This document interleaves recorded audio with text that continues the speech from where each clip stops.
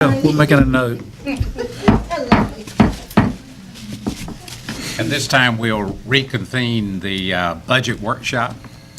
And tonight, our project is the expansion budget, which includes each one of the departments that are asking for an expansion in their budget, as well as the other agencies that we funded in the past.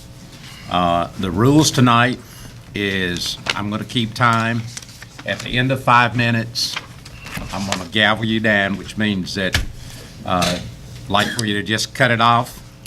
The preference would be if you talk for 3 minutes so that we get a chance to ask questions, because if you talk for 5 minutes, we don't get a chance to ask any questions. We've got 37 groups if they all show up tonight. So if we have a question, we can follow up maybe with an email to Brian and get some answers if one of the commissioners wants to do that. So we'll get started unless, Brian, do you have anything to? Just kind of the ground rules for what you have. You've got a summary on page 171, which lists the department, the page number in your book with the supporting documentation. It also shows what is requested. And remember, because this is an expansion, anybody who received money last year, we left them in the continuation budget. So if they got $1,000 last year, they got $1,000 this year in the continuation budget. If they asked for $1 more, then they're here on your expansion piece to explain to you why they need that additional funding. Or if they are a new request for funding, they are here to ask for that funding. Okay, the first is the pay and classification study, and that's you, Brian? Yes, sir, I'll take that one. It starts on page 173 in your book. As the board recalls, back in 2017, last year, you commissioned a study by the MAPS group to look at the pay and classification plan that was currently in place with the county. That process went through, and they picked out our peer counties in the area that were similar to us and looked at our pay and classification plan based on what the market was. There were two pieces of that study. The first piece was to bring the positions and the classifications to market, and then it was to adjust based on market and number of years of service in the particular position in order to deal with some of the compression issues that are in the current pay and classification plan. What that means is we've got a lot of folks who are really tightly compressed together because of the way the pay and classification system was put together. Doesn't allow for folks to grow as they work for the county. They just get stuck and they're unable to move. Except for COLAs, and COLAs simply adjust the entire piece. So it doesn't allow for separation, it doesn't allow for pay for performance and those kind of things. So this is the first piece. As you'll recall, at the retreat, the board said bring you back an opportunity to do this over a 2-year period.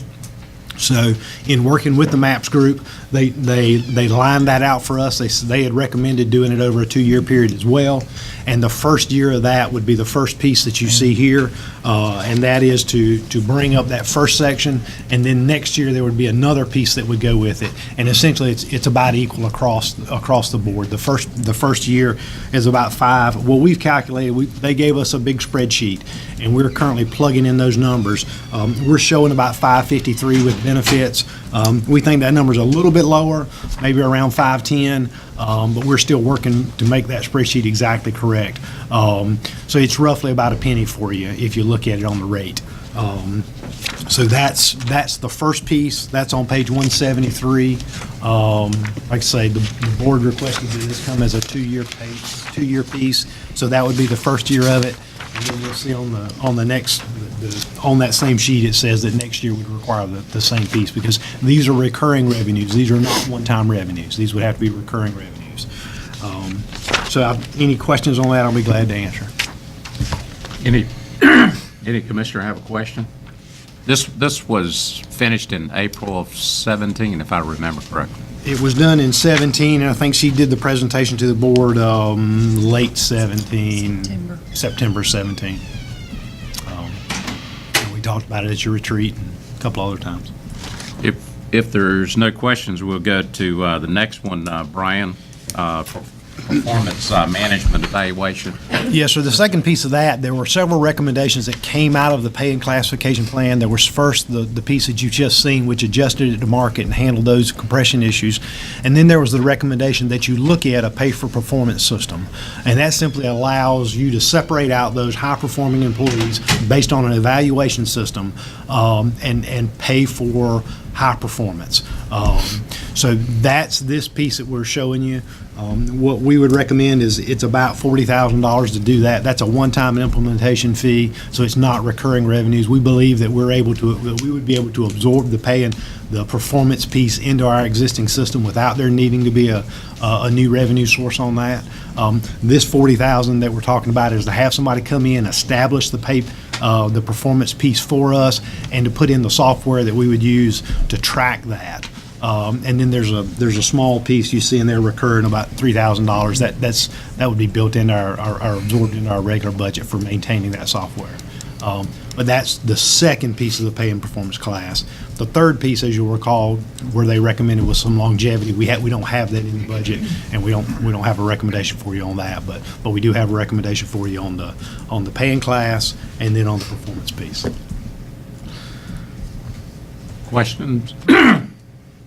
Would that be for the entire workforce? That would be for the entire workforce. Every county employee? Every county employee. And you also have to remember that there's the funding would be general fund, and then there's water department. It pulls out separate. So. Thank you. Okay, we're down to animal control. Carney, would you like to come up?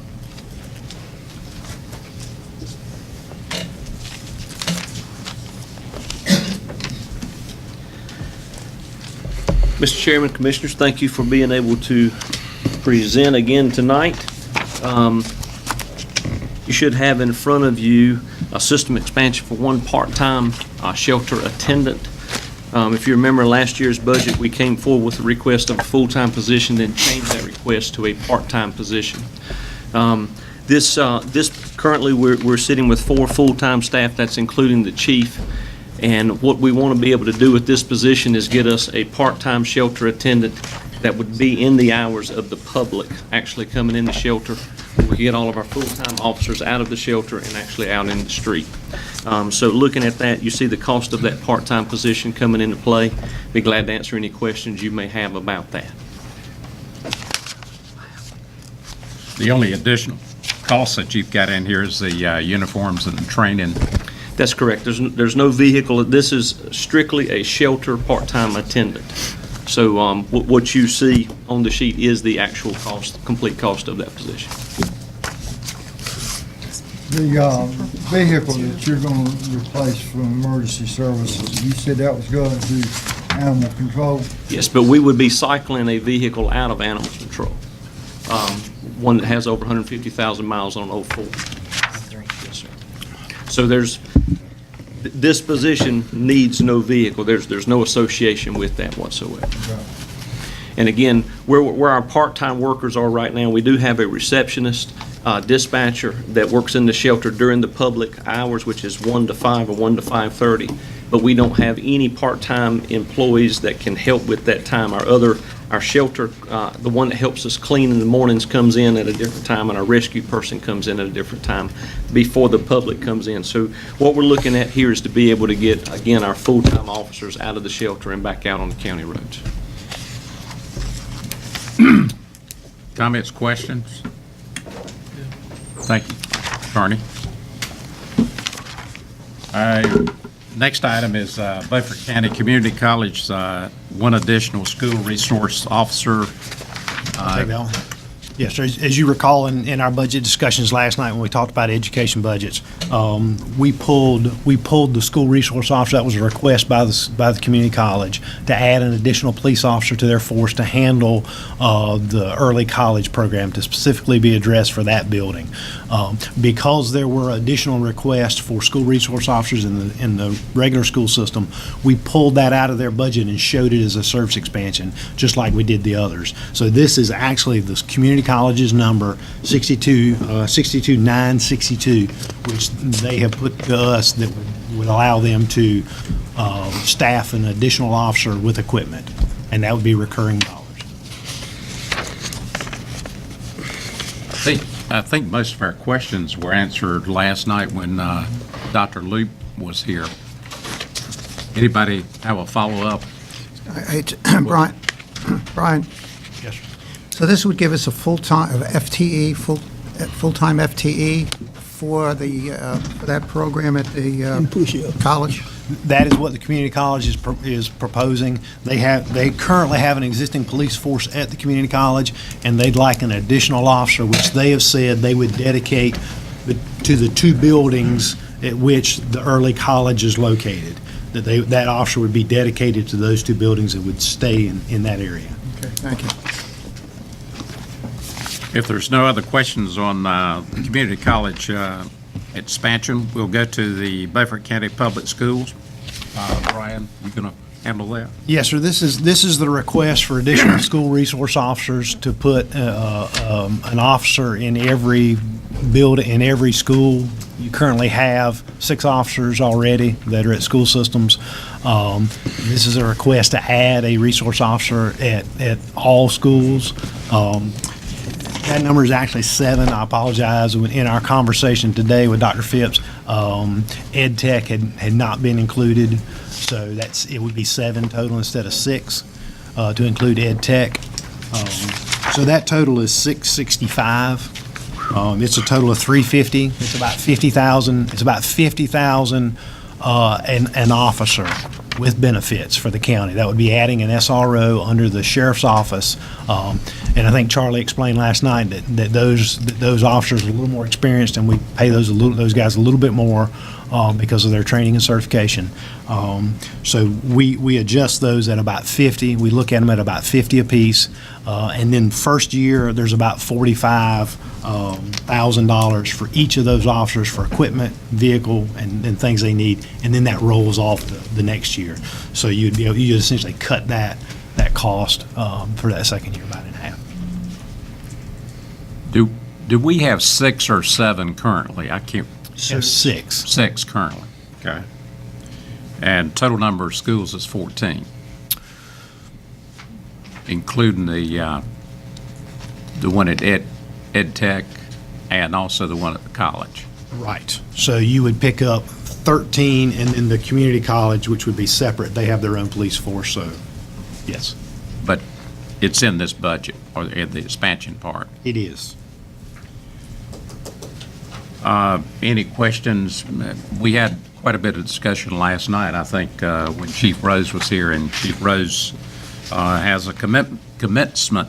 I think his daughter is graduating tonight, so we excused him. Any other questions on the school expansion as it relates to school resource officers? Okay.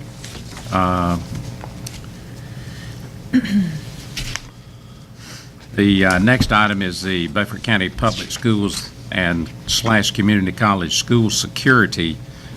This is equipment. Be glad. So as you recall, the school system gave you a capital CIP plan for the next 5 years. You have a copy of that in your book. We gave it to you the other night. Roughly, they've estimated about $1.9 million over those next 5 years for school security needs, and that's infrastructure needs, not personnel, but infrastructure needs, whether that be door locking mechanisms, cameras, closing in corridors, whatever that may be.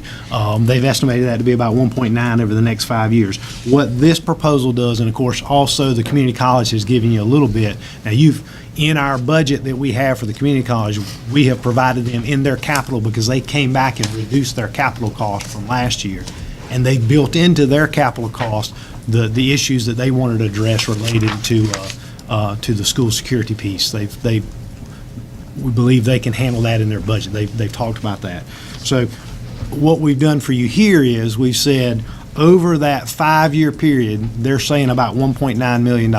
If you took a penny, if you took one additional penny on the tax rate, which brings about $575, and said, take that penny and dedicate it to school infrastructure security issues, and let the school system rank that out as their priority, they should be able to complete that 5 years' work of CIP in about 3 years, about 3.5 years, at that number, at that recurring revenue number.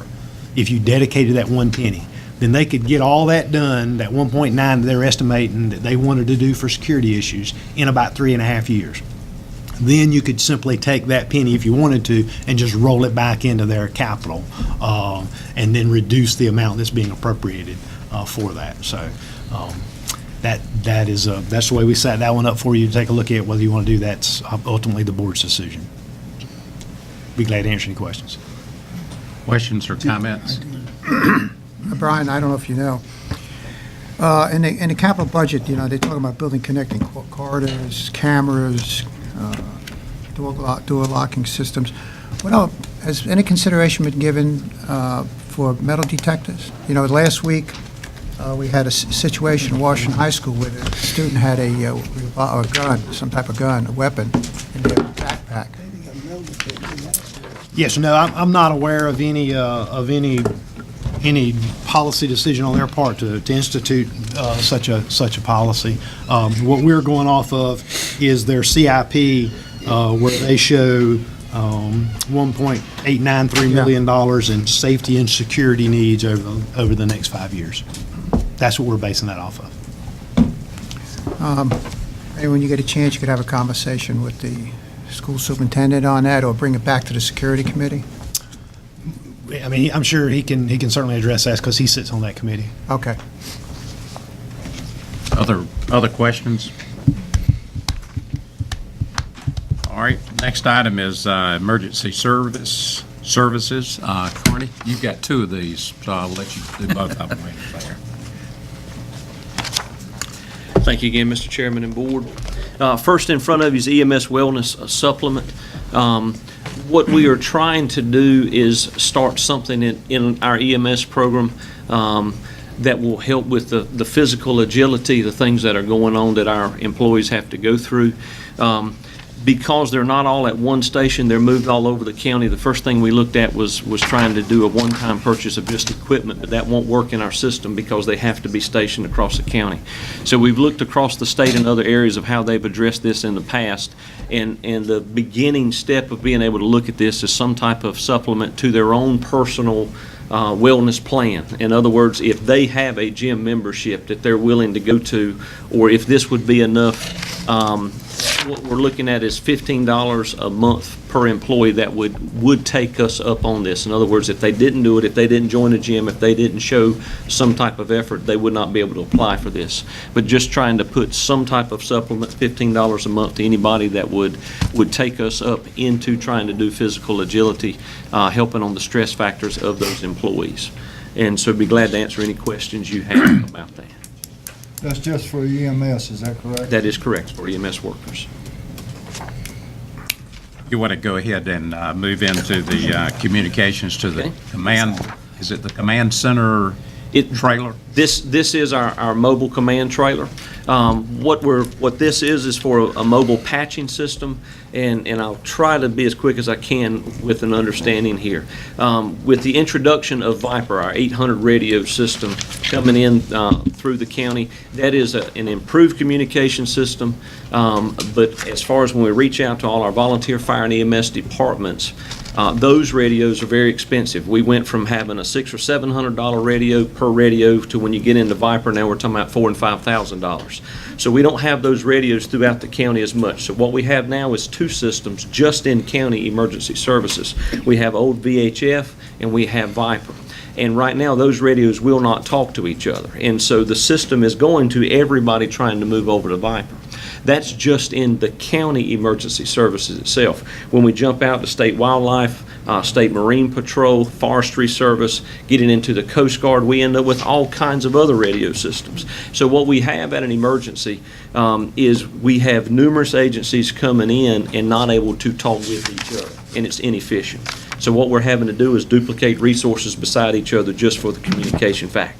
So this is a very economical way to make all of that talk together.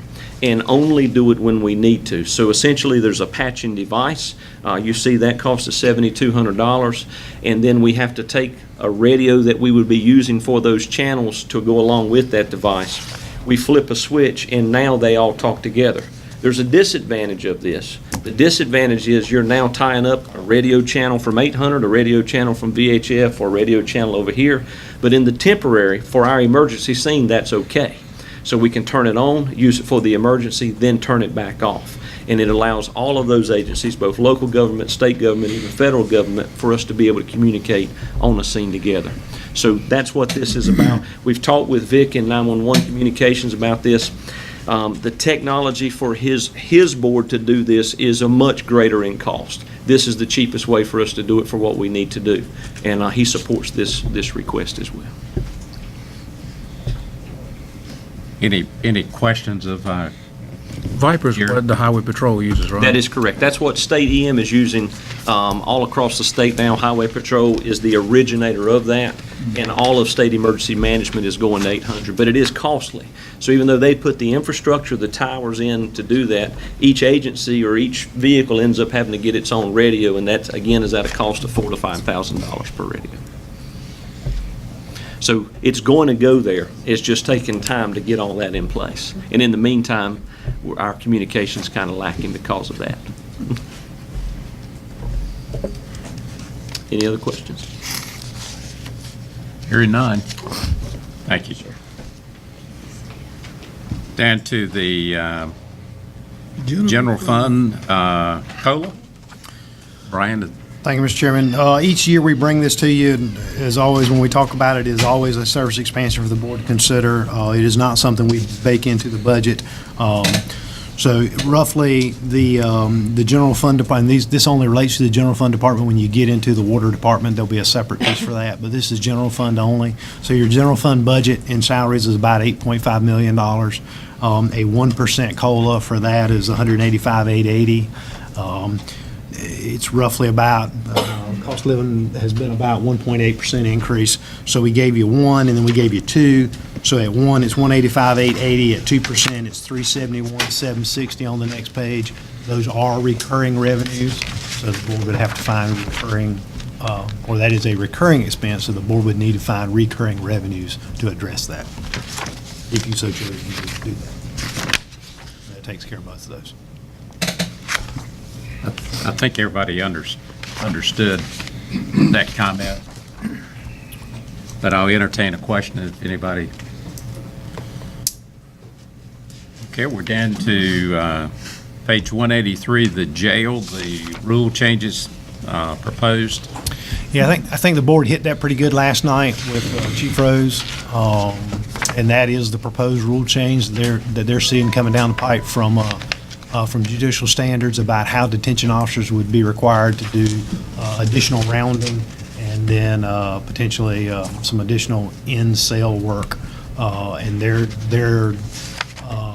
review is that if that were to occur, then they're going to need an additional detention officer per shift based on those time changes. That you simply can't do the rounding in the manner and in the time frame in which the state we anticipate is going to require it with the existing staff they have. They would need to add an additional officer per shift, so that would be 4 additional folks. And that cost is roughly $200,000.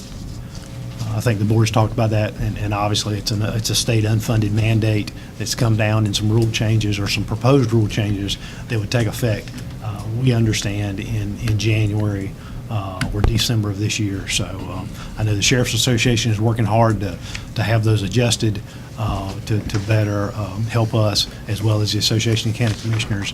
And ultimately, those rule changes come from the state, and we have to abide by them. Mr. Chairman. Yes, Mr. Brown. That, our legislators haven't voted on whether they're going to make these changes or not. Is that correct? Yeah, my understanding is it's administrative rule changes that are coming through the judicial standard through 7J, which is an administrative piece. So they put it out there, and I think the state is the one. The administrative side is the one that makes that change. It's the rules that are put together by the administrative side to say this is what you have to do to do these things. I'm just thinking that maybe we shouldn't allocate that money until they tell us that it is a mandate. Well, I would agree that you wouldn't do it until you are mandated to do it, but I think you just need to be on the lookout that if it comes down the way we're anticipating it coming down, you're going to have to add folks, and it would be an unfunded mandate. It would be a change in the rules from the state that are requiring counties to do something additional and not giving you any money to do it. Mr. Chairman. Yes, Mr. President. Brian, you're correct. It is a proposed regulatory change to a previous piece of legislation. So it's within the Department of HHS, Division of Health Service Regulation. And it talks about December 18th as effective date. Now, we don't know if that's going to happen, I agree with you. But let's say it does happen December. We can't, the only way we'd be able to fund it then is out of the fund balance. Is that correct? That's correct. And we would still be seeking some direction as we went, if they're going to push it back, if they're going to make a change. The concern we have is that we don't get any direction from the state on it as they're playing around with this, because we obviously can't, it takes us some time to ramp up to add additional staff. There's training involved and all that. So we need some pretty good lead time from the state on if they're going to make any changes, and we're still waiting to understand that. And I understand it's a stack of regulatory changes like this, and this is only one small piece of that. So if this could get lost in the shuffle, and we could end up having this requirement, unfunded mandate from the state. Thank you. Mr. Chair. Yes. Brian, the numbers you have in here, that is just for 6 months, isn't it?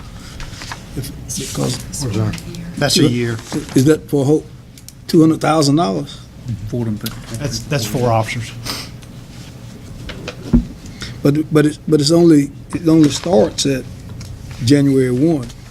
Well, if we get, again, it gives us some time to ramp up. Now, we may not use every bit of that, but if we needed to add a detention officer per shift, we would need to do that just fairly quickly after the first of the fiscal year to be able to get them trained and ready so that when it gets implemented, we have that additional staff. We can't just, otherwise you're going to be pulling it out of overtime. You're going to have to pay additional folks overtime to come in and work that. So.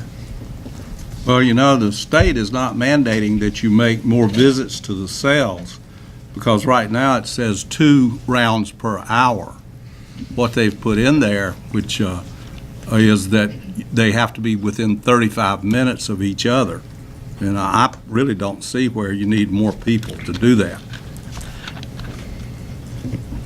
That, again, y'all had that conversation with the chief, and he's able to better explain that than I am. I don't work in the jail, so. Based on his comments, in order to do what the rule requires, we'd have to have at least one full-time person for each shift.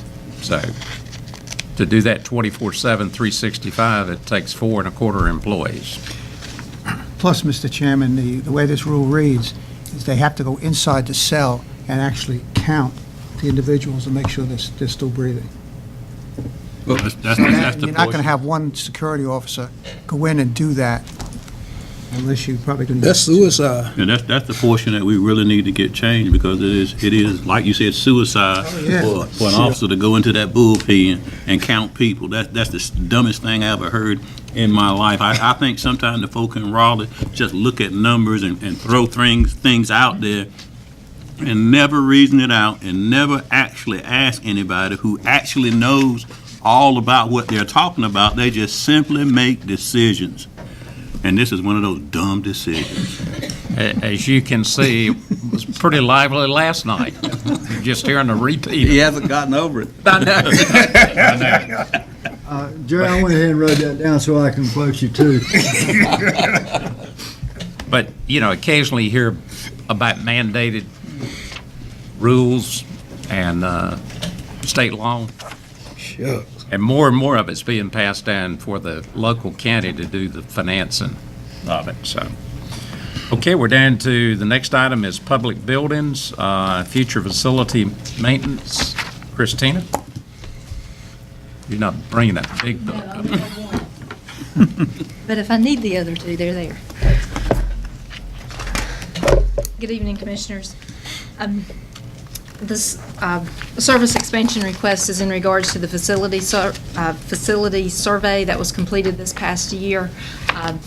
One of the tasks that I had been given by many of you were to look at the existing county buildings, and because of deferred maintenance that has not occurred over the past years, to look at what it would take in order to schedule maintenance of our existing buildings. So we contracted with EMG, which is a national organization, to come in and to do a survey. They sent in a team of 3 professionals that came in and spent, it was either 2 or 3 days, visited each site. One of those books actually compiles all of the reports that they gave us. But what you have in your packet is the actual summary spreadsheet, which which lists repairs for the next 20 years. Looking at that, it's a whopping number. It's showing, including an inflationary factor of over $28 million. So putting that on average, it's about 1.4 annually. So it's a huge project. And just putting this out, again, I'm not, everything that's listed in this schedule, not saying that this is exactly what Beaufort County would choose to do on an individual or annual basis, but what it does is it gives us a starting point to look at, to look at and to realize the condition of our buildings, and to give us a starting point of what do we need to do to prepare for the future. And so looking at the service expansion request, that's what this request is putting forward, is looking at an annual reoccurring cost in order to update our buildings and to protect them and to protect the assets of the buildings. Christina, in your budget,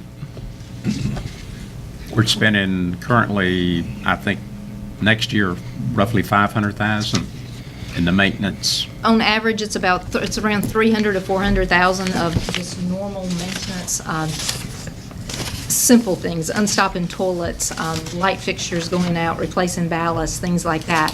The proposal that I actually presented to the county manager and the finance officer included basically about, I believe it was just over $300,000 for that general routine maintenance, just to keep the lights going, to keep the toilets flushing, to keep the doors working, that type of thing. There was an additional $400,000, which is what EMG classified as immediate repairs, things that they considered to be things that needed immediate action. And so again, that's around $300,000 for general, and then the $400,000 for the immediate repairs. Some of those things, well, you have the schedule, which we're listing it out, but we did go through and eliminate some items. EMG, as a national standard, they recommend that all buildings have a fire alarm system as well as a sprinkler system. County manager, finance officer, myself, we discussed that, and we did not think that that should be the top priority for the buildings in Beaufort County, so we removed those items from the cost. But general carpet, painting, replacing light fixtures, many of our buildings are not ADA compliant, so things like that were listed in the immediate needs. If I could add to that real quickly, gentlemen, this is the program that as you'll recall, we're currently on a roofing program that the board put in place last year before last, where we now know all our roofing issues, and we are systematically taking care of those roofing issues. This is a program that will systematically look after and take care of the infrastructure, the buildings and infrastructure, and there's a ton of them that the county owns and maintains. You may not be able to do it this year, but this is something that you definitely, absolutely need to do to maintain the buildings. We're far enough behind as it is right now, and we really need to step up and start taking care of our stuff. Brian, even over 20 years, you're still going to be behind, because you're going to have additional needs. Well, that's true, but we're at least starting. I mean, one of the things that we've tried to bring to the board over the last couple of years is start some things and get them in place so that we're looking long-term, and we're just not looking at tomorrow, because tomorrow's already here. We need to be looking down the road 3 and 4 years and planning long-term. And So we've never had we've tried that. to bring that to you. Excuse me, we've never had that, have we? Oh, we know, this is the first time you've had this. That's right. So if we wanted to do it at the 1.4 million over 20 years, it would be 3 cents in taxes. It would be if you did that, and I think from what, in Christine's comments, and we would agree with that, is that because of we could prioritize some of those things and say, if you just dedicated a penny as a revenue stream and set that aside each year and said, this is a capital reserve that is only going to be spent on building renovations, repairs, and those kind of things, then you would have that funding stream to do that, and it would be dedicated to it, and you could knock out a lot of these issues and have that through time. Okay, thank you. Thank you, Mr. Chairman. But what you're saying is that in order to do the whole thing, or the recommended number, it's 3 pennies, About 2.5. 2.5. Any other questions on future maintenance? You want to go into the Public Works project coordinator? Yes, sir. Along those same lines, I have also included a service expansion for a Public Works Major Project Coordinator. This would be an additional FTE. And the reason for that is, if you read the description there, currently the Public Works Department overall budget is over $25 million. That's including the current projects that we are currently undergoing, including grants and loans. So that's why that number's at 25 million, the general fund plus the additional grants and loans. Managing $25 million, that's quite a bit. That's an increase of $14 million since fiscal year 2013, which is an excellent problem to have. That means that we have been very successful in applying for and receiving grants and loans from the different funding agencies. So we've been able to fund quite a few improvements within the county. So again, it's a good problem to have. But what that means when you are entrusted with that public money, I believe it's important to be a good steward of that money, and in order to do that, there needs to be time spent on managing those projects. So what I have included with those projects is also solid waste. We discussed that a little bit last night. I think we can all agree that the solid waste system in this county, I'm sure that we all receive numerous telephone calls in regards to that, and it is my goal to improve that overall system. So a portion of this employee's job description would be to oversee the solid waste capital projects and make sure that, or to assist us in improving that system. Would any of the salary go to the solid waste enterprise? I believe we would look at those numbers and determine, I'm not sure initially funding, but solid waste, I believe, would be bearing a portion of that. If you, also in the description, historically, solid waste, no salary at all has come out of the solid waste fund. However, we are now we have reallocated some salary expense, and it would only be my time as well as an administrative assistant's time that go towards managing the solid waste fund. And that's over a $3 million fund, and it just appears, I believe, in order to adequately manage that $3 million, there needs, more time needs to be invested in that. Brian and Anita, I'm assuming you would do the administrative charge for the enterprise? We are currently doing that for the services that are being provided by the general fund to the enterprise funds. You have that in your book, and the basis for that. That is new for us this year. That's not been done before. Again, it's to stop the subsidy from the general fund to the enterprise funds, because enterprise funds are designed to stand on their own and to be funded by the fees that support them and not by general tax dollars. So yes. Any other? Yes, you sure can. I don't want to keep it. Christine, our conversation we had last night about looking at the sites we have and possibly upgrading and distances and stuff like that. Yes, sir. Would this position be involved in that process? Absolutely. I'm hoping that position would be my right hand to assist with that, because I mean that's not something that I take lightly. I don't believe any of you take lightly, and I'm sure the manager does not take that lightly. So it definitely affects people, and it will be a a difficult political decision, but I believe that if we look at the overall numbers, and solid waste is something that you can look at hard numbers for. We can look at the number of hauls that each convenience site takes. How many times are the bins filled? How many times, what's the mileage that we truck those? So those are hard numbers, but getting the numbers, you have to have the time to look at them and to analyze the numbers. Thank you, Mr. Chairman. Any other? Thank you very much. Next two items, where's Bobby? Where's Bobby? You're up, Bobby. Good evening, Mr. Chairman. You're going to tell us about the aerial photographs and the new car? Let's start with the car first. I believe I've got all the numbers I needed there today, the cost of a new car. We went three months this year without having a car, and it's very costly when an appraiser has to go out, and then the next day another appraiser goes out, and they sit in the office and do their sketching and stuff on a nice day, which I don't like to see happening. And so we need a reliable car that'll get them out in the county to the far edges of the county and bring them back the same day. We have had used sheriff's cars, the old cars, and they're not very reliable at times. I think one car at what the price is would last these appraisals somewhere from 12 to 15 years. They take very good care of their cars and the vehicles, and that's about all I have to say about it. You want to go into the aerial photographs? Photography, yes. I'm asking to get pictometry maybe flown later this year, and that would be for 2019. The last time we flew that was in 2015. We've just gone through a evaluation.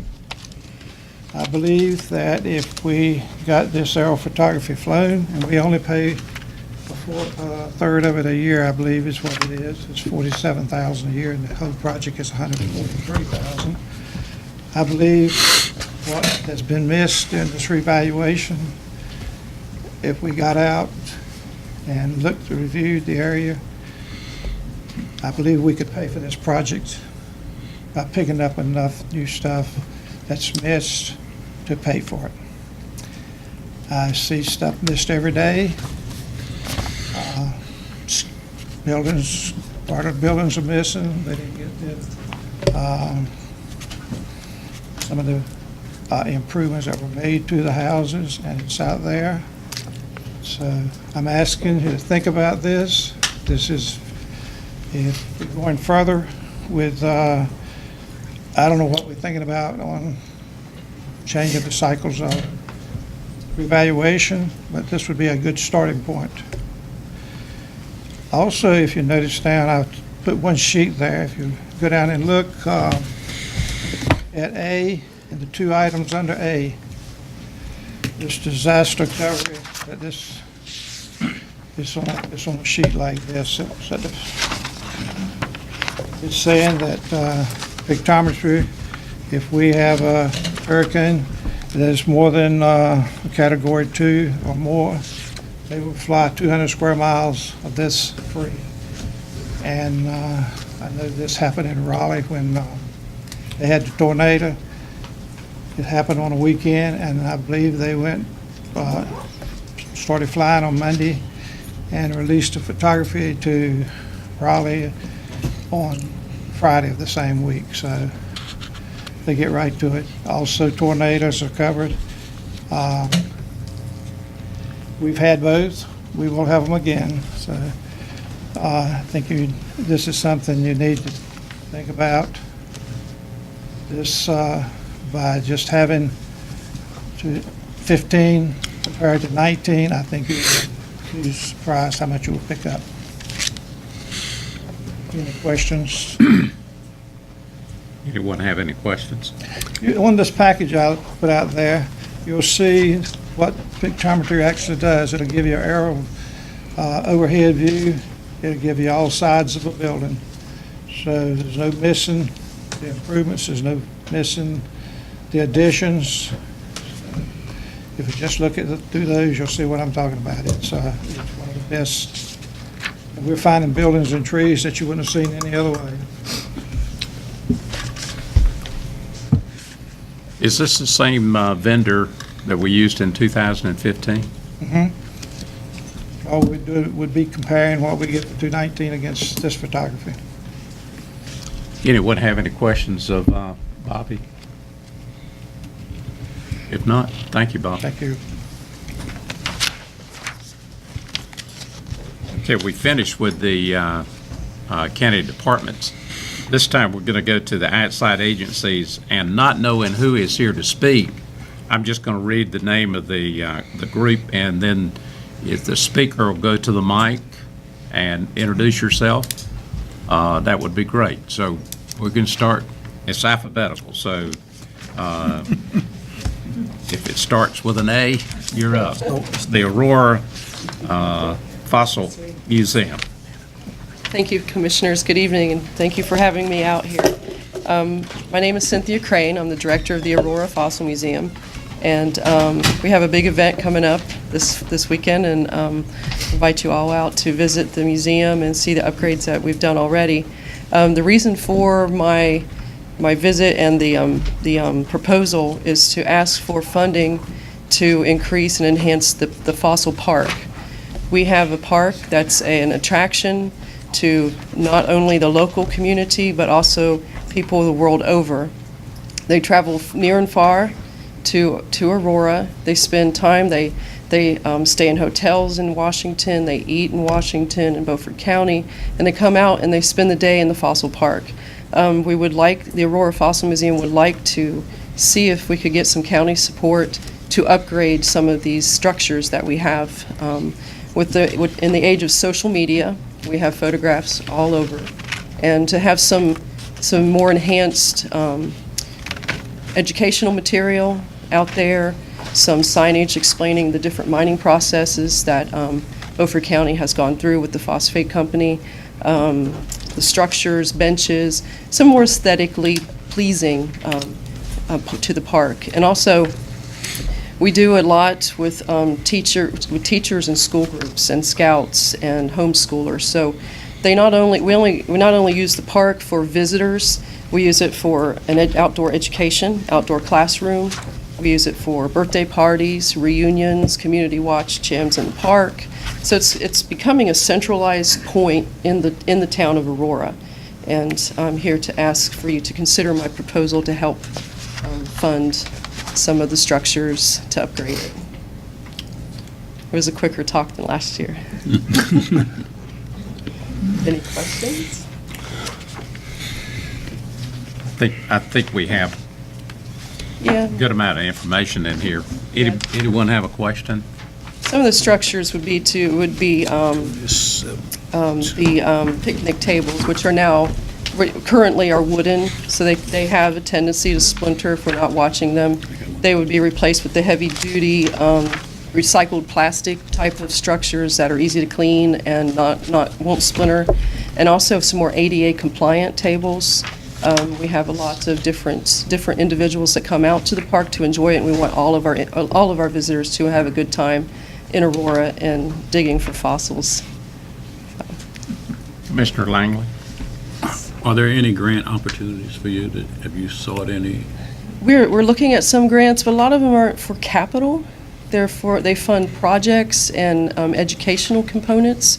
So I haven't really gotten to see or come across any real capital funding grants. I am looking, so. Okay. If you have any, please let me know. That way I can look them up and start applying.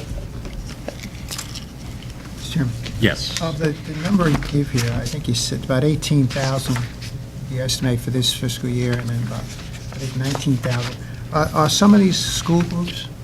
A lot of them are Public school schools? groups, public school groups. We had a group from Arapahoe today. We get school groups from all over neighboring counties, some from Beaufort counties, and a lot of times in the summer we get the POW programs, and the Boys and Girls Clubs come out.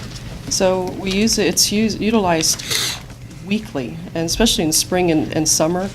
We get, I think at times we can get up to 100 to 210 first graders that come in these huge buses, and we split them up. But when we get letters from the students, the top three things are the big shark's teeth, hunting for fossils, and the glow-in-the-dark rocks. So it's consistent. And children are the best critics, the most honest critics too. So they're good feedback by them. So they enjoy going outside and engaging in science and getting them outside to do stuff. And that would. And of these numbers, any way to estimate percentages from out of the county? We have a visitor book, and I can get some No, it's more all right. better No. data for you. We get a lot of visitors from Beaufort County, from Washington. Thank you. Thank you very much. The next one is the Aurora Recreation.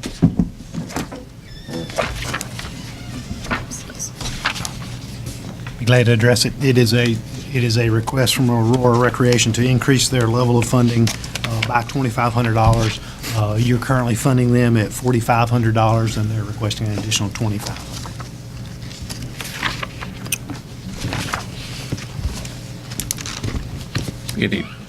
Any questions, comments? Okay, the next one is Beaufort County Police Activities. Wow.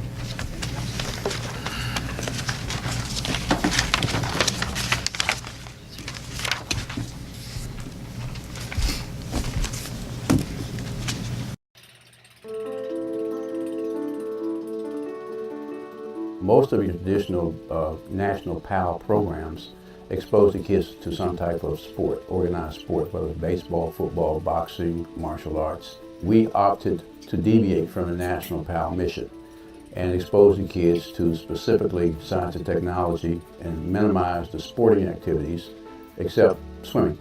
That's a IRS-approved 501c3 nonprofit organization that was started in June 2012 to work with low-income and moderate-income at-risk youth, regardless of race, sex, color, creed, and we expose them to science, technology, engineering, and math. At first, I wanted to be an NBA player, but if I make that, I want to discover stuff. Well, if I don't make basketball, then either a police officer or scientist. I'm gonna be in the field. Be a doctor in the Navy. I've been working with BC PALS. I'm helping teach a STEM class. The first thing the students learn how to do is use 3D modeling software. It's a CAD software, computer-aided design, so we introduce them to that. They start to learn how to draw 2D sketches, to render a 3D object, and then eventually, once they're done their project, they'll be able to 3D print it. We also have an engineering car kit where they'll learn to put together a small electric car, use different gear ratios and pulley ratios. They'll get to race it, they'll change their design, and they'll kind of learn by doing it. The kids that we have today they learn quick. Just seeing them work on the computer, creating 3D models, I'm having them direct me on what to do. They catch on so quick. For our summer, we have a 4-week program. It's our marquee program. It's aviation and boating. Some teaching methodology may be a laptop with a remote control drone training syllabus.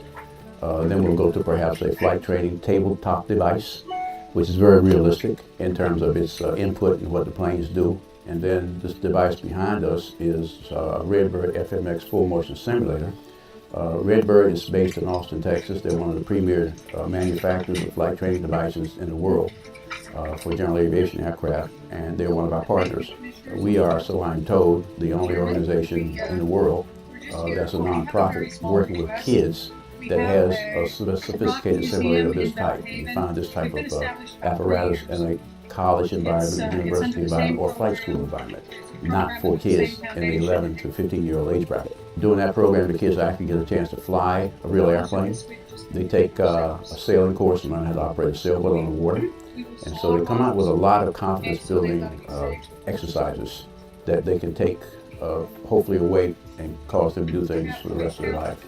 My first year was last year, and we try to make airplanes and try try to know how airplanes work, different parts of airplanes. Went to all these different Army bases. When I retired, I was the chief of the counterterrorism unit at the FBI headquarters, running some pretty sophisticated programs. And one of the things that came out of that exposure was no matter what part of the world you're talking about, kids are not born to hate. That is an acquired trait that they are exposed to in their environment. And we can give kids positive motivation, peaceful alternatives to their environment through specifically education. We can keep smart kids from joining hate groups, terrorist groups, and committing criminal activity. Most of all, hopefully, they just become a little excited about some kind of STEM career. I'm going to have a couple minutes to say hello. Would you mind turning those lights? Thank you, Katie. Those were the Boys and Girls Club. We work very closely with the Boys and Girls Club and also with the Aurora Fossil Museum, as was mentioned earlier. I'd like to thank the commissioners for your support last year. This is a new one-time request that I'm making this time. We completed our new building that you just saw in February 2018. It cost us $240,000 or $40 a square foot to construct that building. It normally costs about $60,000 a square foot. Our major setback was removing an old septic tank field that was discovered after we started excavation. And it cost us $22,000 to correct this situation before we could start construction. Then we faced an additional $10,000 in smaller material costs. Our board and officers loaned the POW program $32,000 to finish the building so we could start working with other nonprofits and youth programs now in Beaufort County. So we're asking for a one-time contribution of $15,000 to help us pay this debt. In the video you showed is just an example of what we're doing in our program, and our program has brought national and state attention to Beaufort County and the airport. So that basically is my presentation. If there are any questions, I'll be glad to answer them. Okay. Thank you very much. Okay, thank you. Wow. Next one is the Beaufort Hyde Martin Library.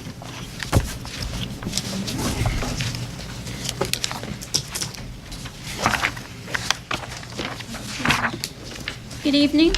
My name is Amanda Corbett, and I'm the new director for the Beaufort Hyde Martin Regional Library System. I would like to thank you for your continued support for Beaufort County Libraries, and I'm here tonight to request additional funds to support those libraries, which include the Beaufort Hyde Martin Regional Headquarters in Washington, the Hazel W. Guilford Memorial Library in Aurora, the Bath Community Library, and the Belhaven Public Library. To begin, the motto of the library is Read, Connect, Learn. As part of our 5-year strategic plan, the goals and objectives of BHM and the Beaufort County Libraries is focused on building a community of readers. By adding materials, we will provide a strong foundation for building the literacy skills of Beaufort County residents. Also, fostering learning and exploration. We need to provide access to current, relevant, and accurate information. We also need to provide resources to meet the educational goals of Beaufort County residents. And we are focused on promoting the joy of reading. We need to add books that are current, diverse, and will continue to build the collections at each of the Beaufort County libraries. Over the last 10 months, Beaufort County libraries have been very busy. Combined, we have circulated more than 34,000 books and 4,000 DVDs. This translates into a value of more than $620,000 for Beaufort County residents. This value, along with the following values, were calculated using the library use calculator from the American Library Association. If we look at these two statistics alone, for every dollar that Beaufort County appropriates to the Beaufort County libraries, you receive $2.97 in value. Also, during the year, your libraries have hosted 236 adult and juvenile literacy programs with an attendance of over 3,000 patrons. Additionally, more than 2,000 residents have received assistance in applying for jobs. We hosted events and formed a partnership with NC Works. If you add up all the services that Beaufort County libraries provide, the value is over $1 million. Overall, for every dollar that you give Beaufort County libraries, you receive $5.03 back in value. This year, Beaufort County libraries are requesting $218,000, which is an increase of $9,500 from last year. These funds will support the purchase of additional children's materials, which connects directly with our 5-year strategic plan. We would like to add current and appealing titles for young readers to help build their literacy skills, expand their learning skills, and to foster a joy of reading. We would also like to provide salary adjustments for employees that are at the lower end of the pay scale. Over the last 4 years, we have experienced an 82% turnover rate. I believe that by adjusting the pay scale, we would be able to reduce the cost of having to constantly hire and train employees. And it would also allow Beaufort County Libraries to maintain a consistent level of service for residents. Now, I would like to talk a little bit about what we have done and are doing. At the BHM Regional Headquarters, the Youth Services Outreach Librarian has developed partnership with the Boys and Girls Club, the Literacy Task Force, Partnership for Children, and recently participated in the Week of the Young Child event. We are currently developing programs to support our annual summer reading program. This year's theme is Libraries Rock. We provide public computers, internet access, and we're the home base for the Courier, who delivers materials to Beaufort County Libraries, preschools, and daycares each week. At the Hazel W. Guilford Memorial Library, they have developed partnerships with Beaufort County Community College and with NC Works. They have storytime programs each week and are busy planning summer reading programs for toddlers to teens. They also provide monthly computer classes and have free GED classes each week for Beaufort County residents. This partnership with the community college has been very successful. Currently, the GED classes are in such high demand that there's a waiting list. At the Bath Community Library, they have an active youth services department which offers toddler story time, conducts school tours, and they are busy planning summer programs for toddlers to grade school kids. They also provide adult programming with monthly yoga classes, seasonal jigsaw puzzles, and they host a book club. In conjunction with the Blackbeard 300 celebration, they will host a community event featuring the Pirates of the Caribbean on Stranger Tides movie. At the Belhaven Public Library, they have developed a strong partnership with NC Works and Legal Aid. They host Arthur signings. 5 minutes is up. Okay. Thank you. Thanks. The next one is Boys and Girls Club. Boys and girls.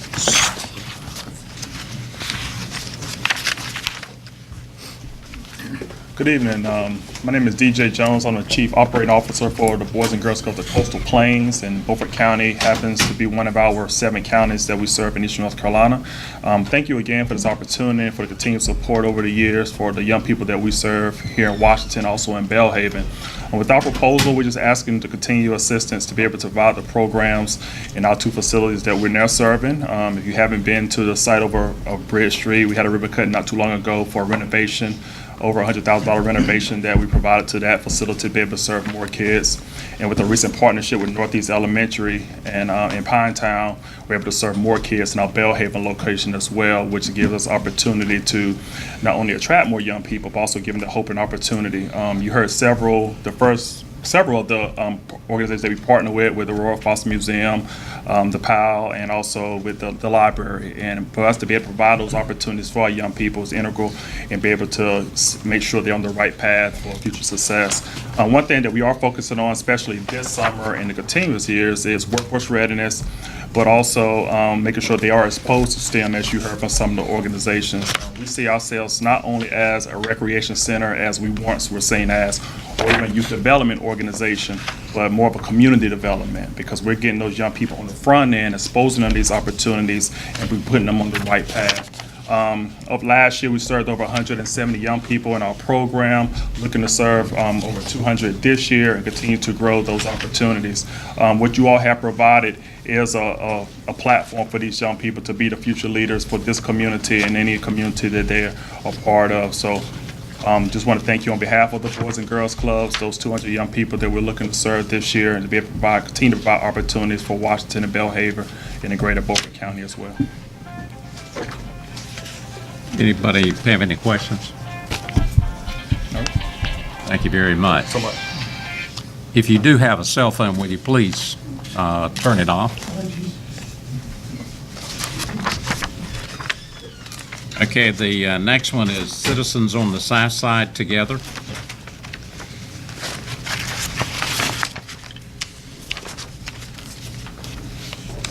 Good evening, Commissioners. My name is Charles Cannon. I am a director of Citizens on South Side Together. We're located on South Side, Beaufort County. We are located on Highway 33 East in Blunt's Creek. Again, Cost Board of Directors would like to thank you for your continued support, Commissioners. Last year was a successful year for us. More people were using our park for birthday parties and family reunions, even have cookouts and everything. And this year our goal is to even be better. Cost is requesting $3,000 to enable us to continue providing programs and service to improve the quality of life for low-income families. With your continued support and partnership with other agents and fundraising, we propose to purchase a sports play standalone shed structure. We feel with this added piece to the park, we attract even more school-age children. The plan for the shed is to house our next piece of playground equipment. But until we get the piece of equipment, we will use the shed for our after-school and summer program. A new piece has been added to our summer program this year. We are area pastors, we are volunteer, and soon the road of working with our youth in reading, building self-esteem, and getting along with others. The shed will be perfect for teenagers that have enrolled in this program this summer. 6 so far have enrolled already. This summer program will make a meaningful difference in the lives of our youth and help create a safe community and to help build a self-esteem. And this summer we want to help our children to stay off the street and be more meaningful to this area, to our area. And we're trying to help build self-esteem in our children, to lift them up, to let them know that everybody is somebody, and be a good role model for somebody. We got role models for our children, and we're trying to get the children out of trouble and in the park this summer. Thank you. Questions? Thank you very much. Thank you. The next 4 items is the City of Washington.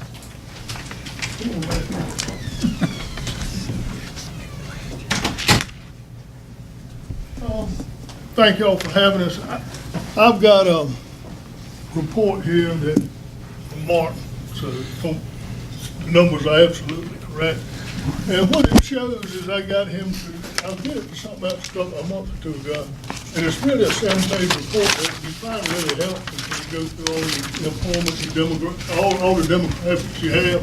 But the point I want to make for this conversation is there's 27,000 people live within 6 miles of East Main Street. He put a dot on East Main, drew 6 miles out, and which is, in about 2/3 of the county is, and we got 10,000 people in the city of Washington, and just serving where we are is, we're serving the 27,000 pretty much. I know Chalkawinnie has some recreation, but we have a ton of recreation. I went out and watched my granddaughter play softball, and went out and she said, "You got back at 7:30 on Saturday morning." And I said, "What in the world are we playing softball?" We use the fields all day, so we start at 7:30. So that's where you are. You want to go through them, Matt? Sure. Good evening, Matt Rauschenbach from the City of Washington. I'll just go over a quick recap. We've got 4 requests before you, similar to what we presented this past year. There's one difference between them, though, and I'll cover that in just a minute. First facility is the Aquatic Center. We've changed our approach in the amount of our requests. So in prior years, it was based on the level of participation. We requested a much higher amount. This year, we've tempered it down to what we thought was a more reasonable request, and hopefully you would consider that. And for the Aquatic Center, we're requesting $50,000 to help fund the $478,000 budget for the Aquatic Center. And for the Aquatic Center, 55% of the patrons or participants who use the Aquatic Center or are not city residents, so they would be county residents. The next facility would be the Brown Library. Brown Library's budget is roughly $600,000. 67% of the patrons in the library are county residents. And we're requesting $50,000, which is an increase or an expansion request of, I believe, $42,200 over what's in your current budget of, our current plan of $7,800. The third area is for the recreation facilities for the parks and the playgrounds and the ball fields. Total budget for those operations is right at $1.2 million. 58% of the participants in the youth sports are non-city residents or county residents, and in the past you've provided $20,000, and we appreciate that support. It really does help, but we've increased our request up to $50,000, so for an additional $30,000. We appreciate your consideration on that. And finally, we have the senior center. Total budget is about $280,000 for the senior center. Right at 50% of the participants that utilize that facility are non-city residents. In the past, you've been generous and support us with $20,000, and we've increased our request up to $50,000 for an additional $30,000, and we appreciate your consideration for that. So. Any questions the mayor or I may handle? Sandra, you want a minute? Go back to the library again. Man, what was your budget on the senior center? Senior center's $280,000.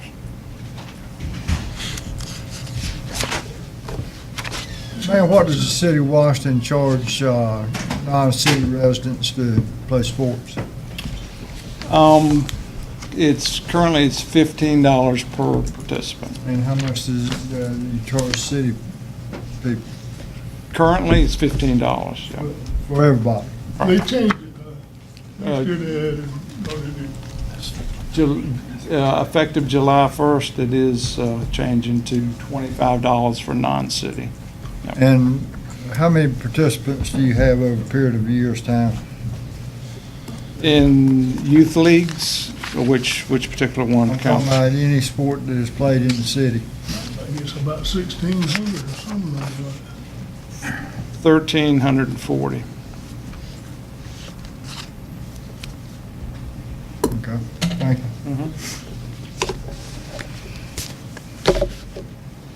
Any other questions, Sandra? Do you have anything you would like? Did you want to add anything? This Sandra Cyber, she's the Brown Library. Don't be bashful. I mean, between the four groups, you got 20 minutes, so you still. Oh, okay. Still okay. I'm Sandra Sylvia. I'm the library director at Brown Library, and I'll just give you some statistics on how busy we are there. Last year, we had 92,535 people come through our doors from the one building. We circulated 90,103 items.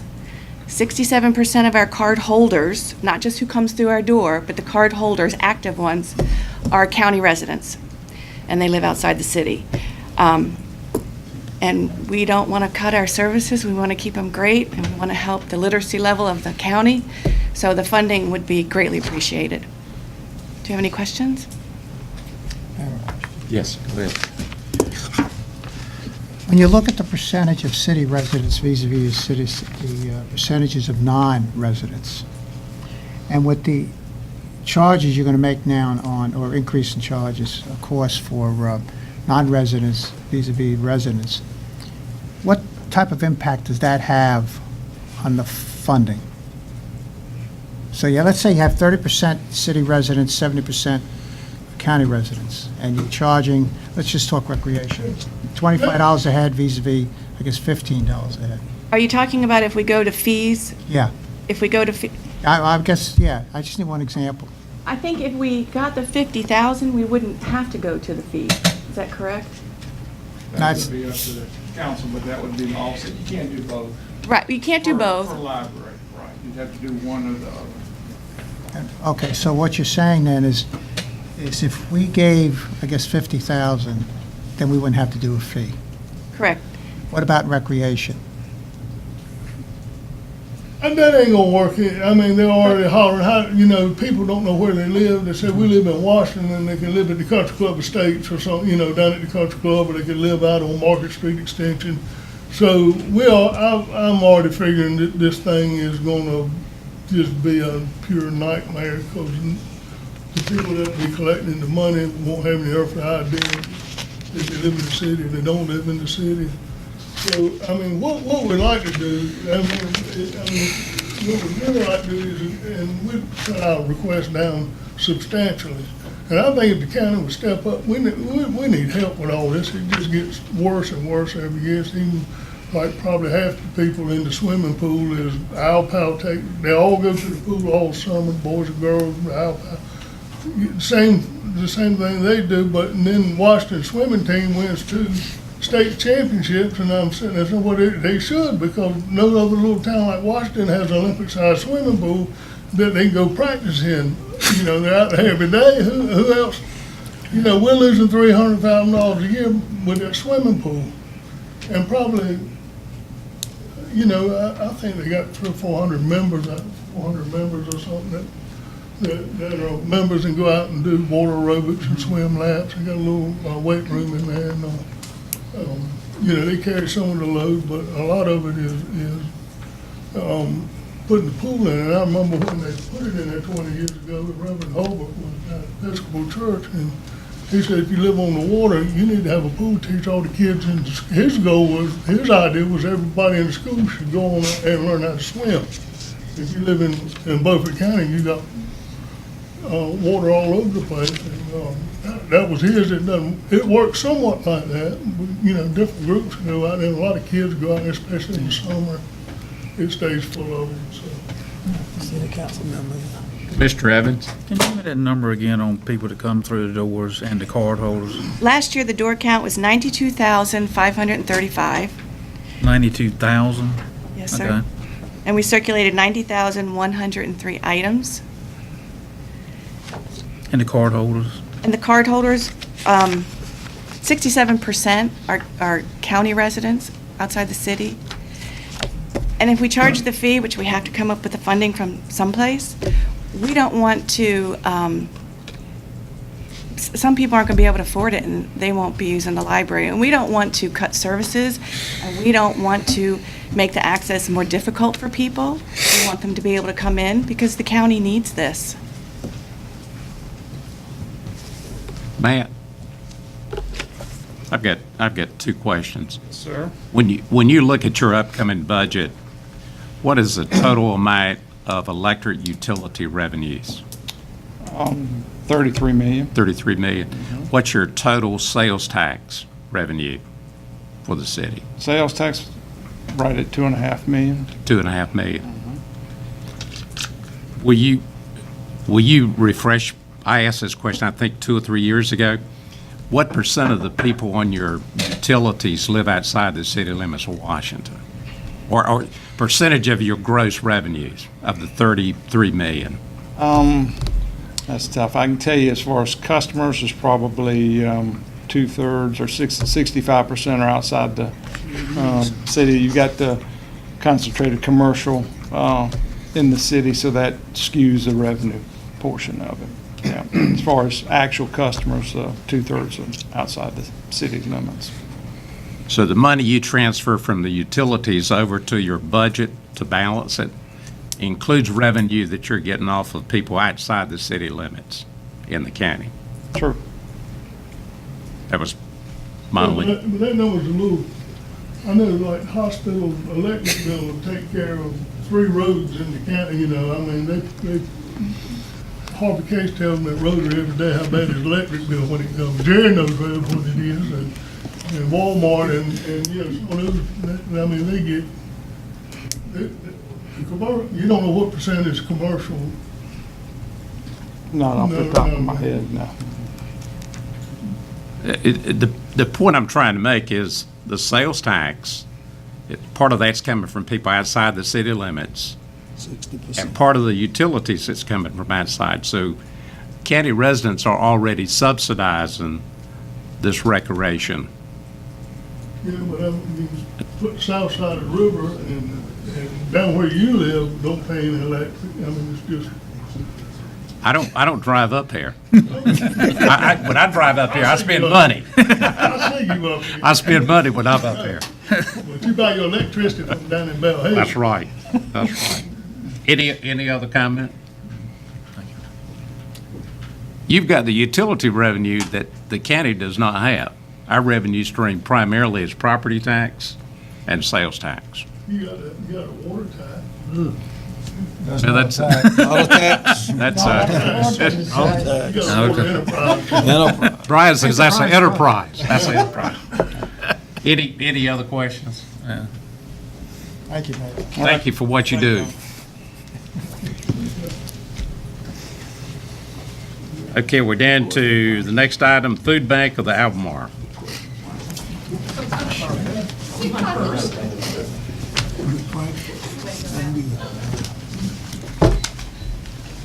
Chairman Waters, thank you. Commissioners, thank you very much. My name is Liz Reesner, and I'm here to talk to you about our request. We put in a request to the county for an appropriation of $2,500. That will enable us to provide over 12,000 pounds worth of food to Beaufort County, and on an annual basis, we provide over 1 million pounds of food into Beaufort County.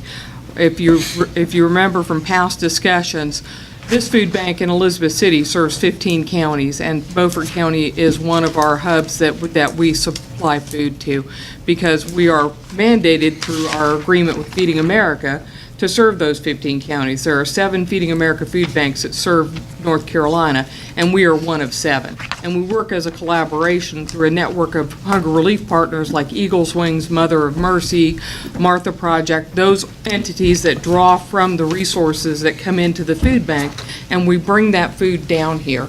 And the partner agencies are able to stock their shelves with those resources.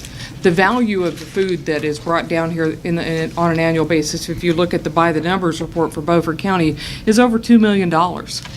And that is a significant investment in the hunger relief efforts that go on here in Beaufort County, because you have a population of 1 in 6 that lives with food insecurity or hunger. So you've got a real issue that stands up even during the best of times, where poverty is a real issue in each of our communities in northeastern North Carolina. It's not going away. The infrastructure for jobs that would come in to provide a living wage for a lot of the folks that would elevate them out of poverty are not coming anytime soon. I've been doing this job for more than 23 years, and I have to tell you, the economic situation here in northeastern North Carolina is not changing.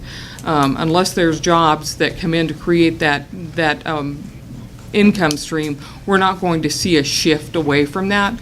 But what we are going to see is programs like the Food Bank of the Albemarle working with our hunger relief partners to make sure that children have enough food as they go to school, they go home on the weekends, they go through the summer months when they need food and food is not available. You have so many of the children down here that are eligible for free and reduced meals. They receive those during the school year, but unless they have immediate access to a summer feeding program, they go home, and the family is then required to provide those necessary meals during the off months or during breaks during the school season. So the food bank provides the resources to the partner agencies that then provide the resources and the groceries that go home with families that need it during the times of the month when maybe their food stamps won't last so long. The last time I checked, it's my understanding that food stamps last 16 days of the month. Well, last time I also checked, there's more than 16 days in any given month. And a lot of times families are having to make tough choices as to whether or not to pay their water bill, pay their electric bill, pay their utility bill, put gas in the car to go to a part-time job that helps them kind of bridge the need for the household.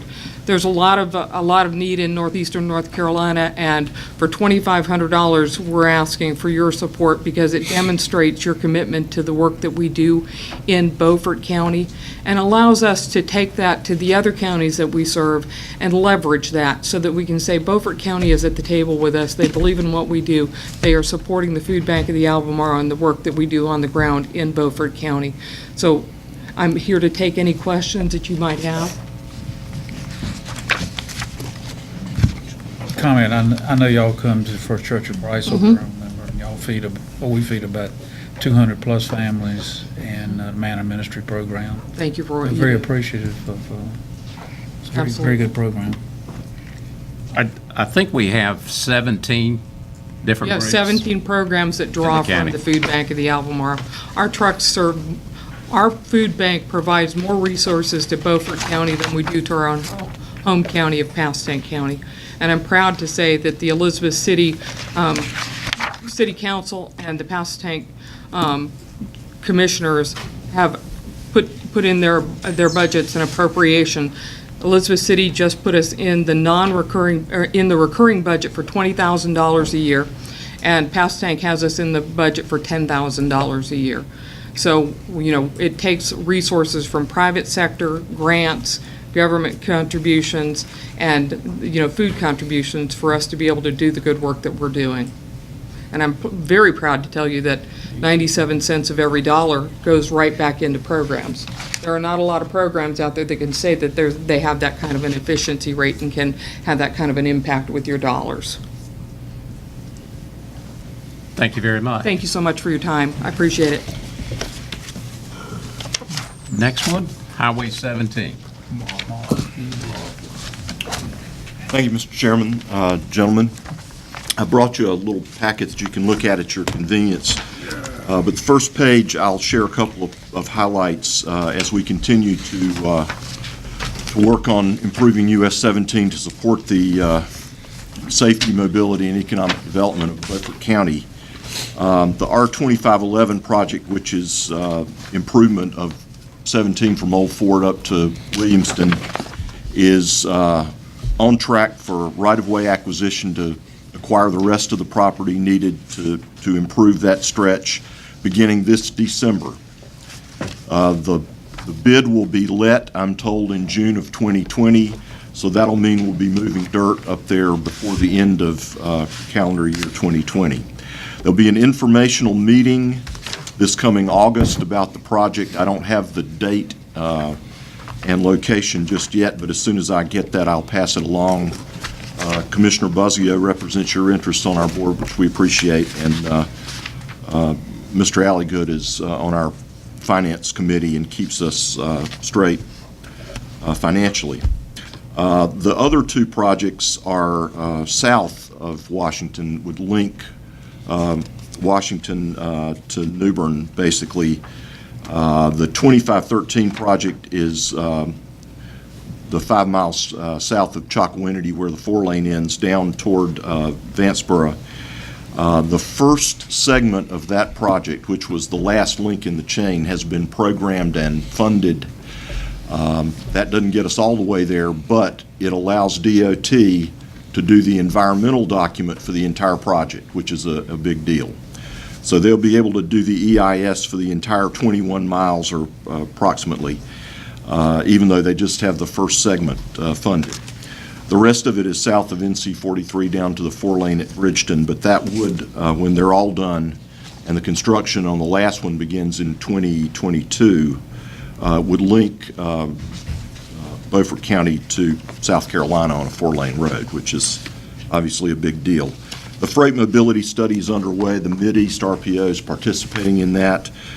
The idea behind it is to improve the scoring of our projects by demonstrating that the connectivity that we have with our roads in eastern North Carolina supports freight movement, and that can counteract the advantages that the metropolitan places have with their statistics about congestion.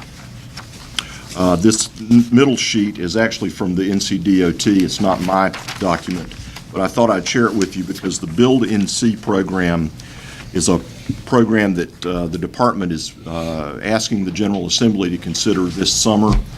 The House of Representatives will introduce the bill, but it's basically a program that would enable the department to sell transportation bonds to go ahead and build projects that are shovel-ready. There's already a program that they do that with federal funds, Garvey bonds, which in fact largely finance the Washington bypass. But this would recreate that using anticipated state revenues.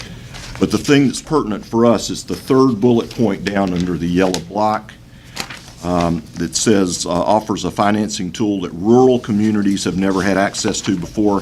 What that means is that no projects identified in the statewide tier would qualify for this program, only those in the regional and division tier. And if you've paid any attention the last several STIPs, the metropolitan places have gotten all the money because their projects get funded at the statewide level. So we've been kind of waiting to pick up table scraps. But if the General Assembly authorizes the department to pursue this, it would largely benefit the rural places. So I would be enthusiastic about that if it moves forward. And I don't want to take up more of your time, but I'm happy to take questions, Mr. Chairman. Appreciate Beaufort County's continuing support. Mr. B. Mark, when is the scheduled date for 17 from Washington to Williamston? The right-of-way begins December this year. The bid will be led, as I understand it, from John Abel, who's the project manager, in June of 2020. So the funding is there for that? The funding, it's fully funded, $72.1 million. It's in the STIP. It's deliverable. So it's moving forward. Thank you, Mark. Thank you. Appreciate it. Next one is Kay Lee's Corner Foundation Rock Museum.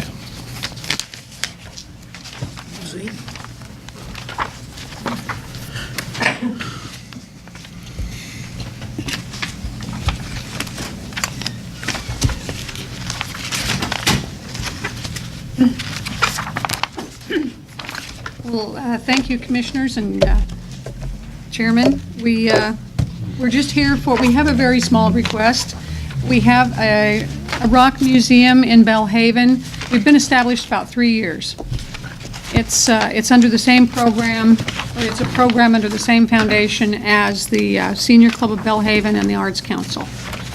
We teach children there, and we already have a building. It's a beautiful building, and we've got a fabulous display of rocks from all over the world. We have workshops where kids come in and we teach day-long workshops. We go out to schools and we do teaching. Sometimes we'll teach one child, sometimes we'll teach 30. We have equipment for cutting, polishing, for making jewelry. And it's a lot of fun for the kids. We talk a lot about the different earth sciences.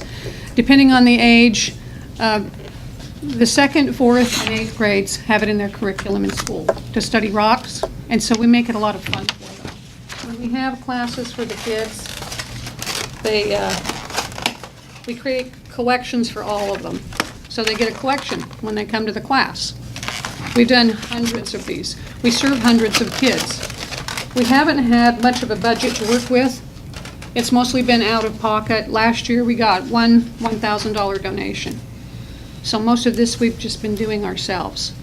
We're very passionate about it. I founded another 501c3 back in Utah, our hometown, and it's now 200 strong. They go out to the schools and teach kids. And so it's a lot of fun. What we're requesting is money to cover things like tools and equipment that we need for the children for safety, like earplugs, glasses, and that, because we will saw rocks, and so they've got to be safe with those things. We have Boy Scouts, Girl Scouts, full classes, seniors, adults. We do all kinds of classes. They always receive a copy of a National Geographic when they come to the class. They receive posters. We have nice posters for teaching. We talk about mining. We talk about volcanoes. We talk about dinosaurs and the tectonic plates. That's something, I brought a little disc here, the rock cycle. We have the different types of rocks. Minerals especially are interesting because we can talk about the things they do in their everyday life, what they use for their toothpaste and baby powder and light bulbs and what things are done with minerals. Yeah, building supplies. This is, I think you got a copy of our pictures, but I thought I'd show one. This is some of our classes. I think that one was a Girl Scout class. We have buses bring schools in. We have them coming from, we had one recently from Greenville that came in, brought a busload of kids in. We'll be also at the event on Saturday with Cynthia at the Aurora Festival in the education tent. We do that every year. And we teach them things like the age of rocks, how rocks are formed. I mean, I can talk all day long. Volcanoes, and I do usually. I spend a lot of time on the phone too. We talk about volcanoes, and when I mentioned the tectonic plates before, the thing with Hawaii now that's going on, can I put this in the machine here? I don't think that has a seat. Doesn't have a reader. Doesn't it have a reader? Oh, okay. You just have 1 minute. Okay. All right. This is just the USGS activity with volcano in Hawaii. I've been tracking that and following that because that's something we'll share with our students because we do talk about volcanoes. We have projects for them when they're in class like, when we talk about the minerals, we actually have them build the different shaped minerals. So we can explain. Crystal structure. This is how they're identified. Yeah, they all have their own structure, and that's how they are identified. We talk about the hardness of rocks.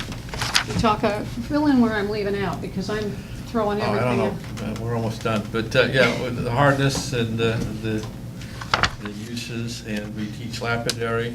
I've got equipment, I can cut stone and make cabochons, and they're always fascinated with that. The earplugs are for that when they're watching me do that equipment, because it gets kind of loud, especially the saws. And when you use a diamond blade cutting the rock, it takes a while and it's a lot of noise.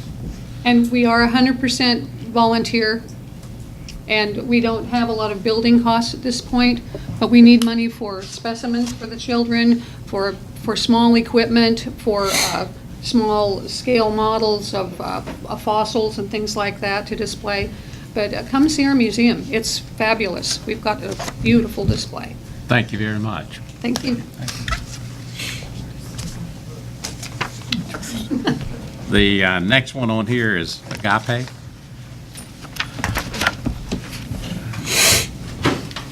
Good evening, Commissioners. Use your, can I use? Sure. Yes. My name is Carol Taylor. I'm the Director of the Dental Program at the Agape Community Health Center.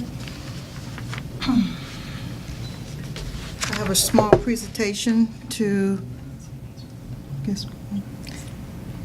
I want to thank you for your donation of last year. It was very helpful. It allowed Agape to not only be open 1.5 days a week to 4 days a week.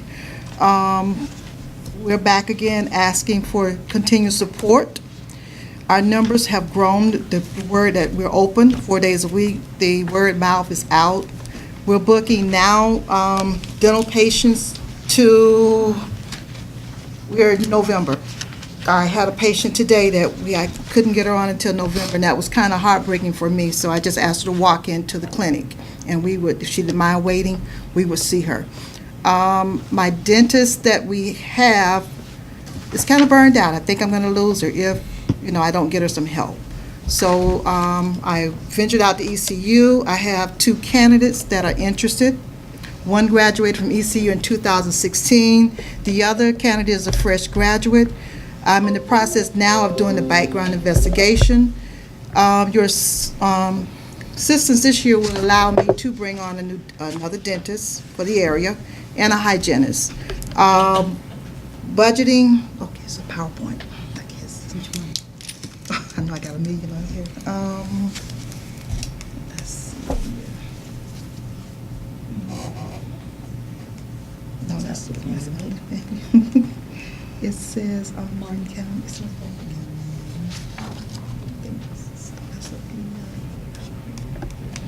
This is it right here. Okay. Okay. Good work, thank you. Okay, our dental clinics, we have broken down the numbers by zip code in town. Shows that Washington is out leading the pack for 2017. I can let you guys know that I am scrutinizing patients coming in from other counties, from other areas. If there's no insurance, they're not seen first. They don't get first choice of the scheduled appointments. So the patients that are coming into our clinic, the numbers that's represented today, are patients that are from this county. Children have grown from last year. Last year we only gave services 1.5 days a week. We're now open 4 days a week. Beaufort County Head Start has reached out to me. We've gone into ventures with them where all their Head Start students are coming into our clinic. Even the high school nurses, middle school nurses, and the elementary school nurses have reached out, and they're bringing the students into our clinic. My provider has gone out to the schools, and we have given seminars. We've talked to kids about healthy brushing teeth after each meal, what their intake of what they're bringing into and how it affects the oral cavity. So the numbers for our patients walking into our dental clinic has grown, and the waiting list is overwhelming. Also, on our medical side, the numbers are growing because children have parents. Parents are following the children. So I wanted to let you guys know that Metropolitan Community Health Center, we are supplying the need to the community. The numbers are growing.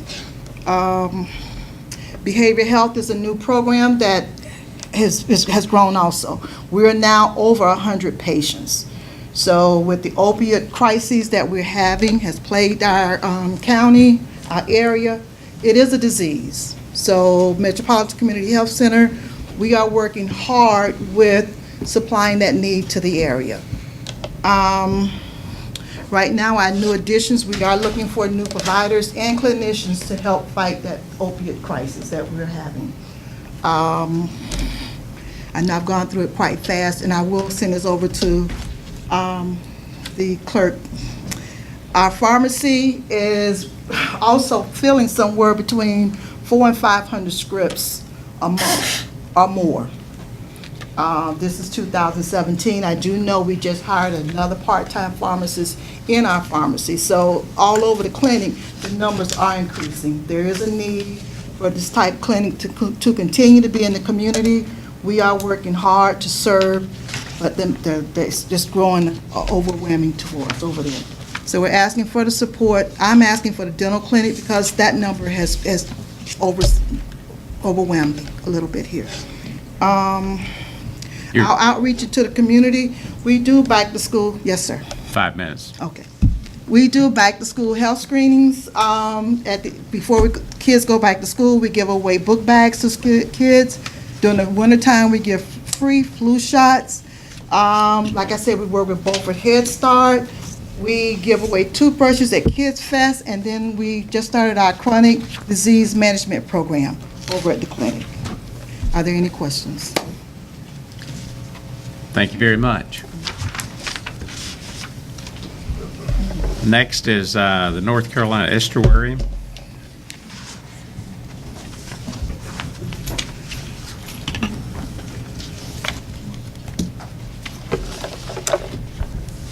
Good evening.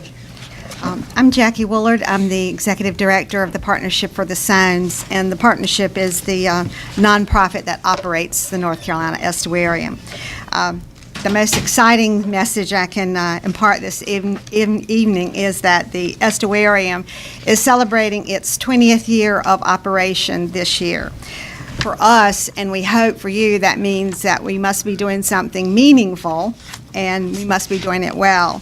After 20 years, our visitation is on a steady climb, and if the first 4 months of this year is any indication, we're poised to surpass our projections for 2018.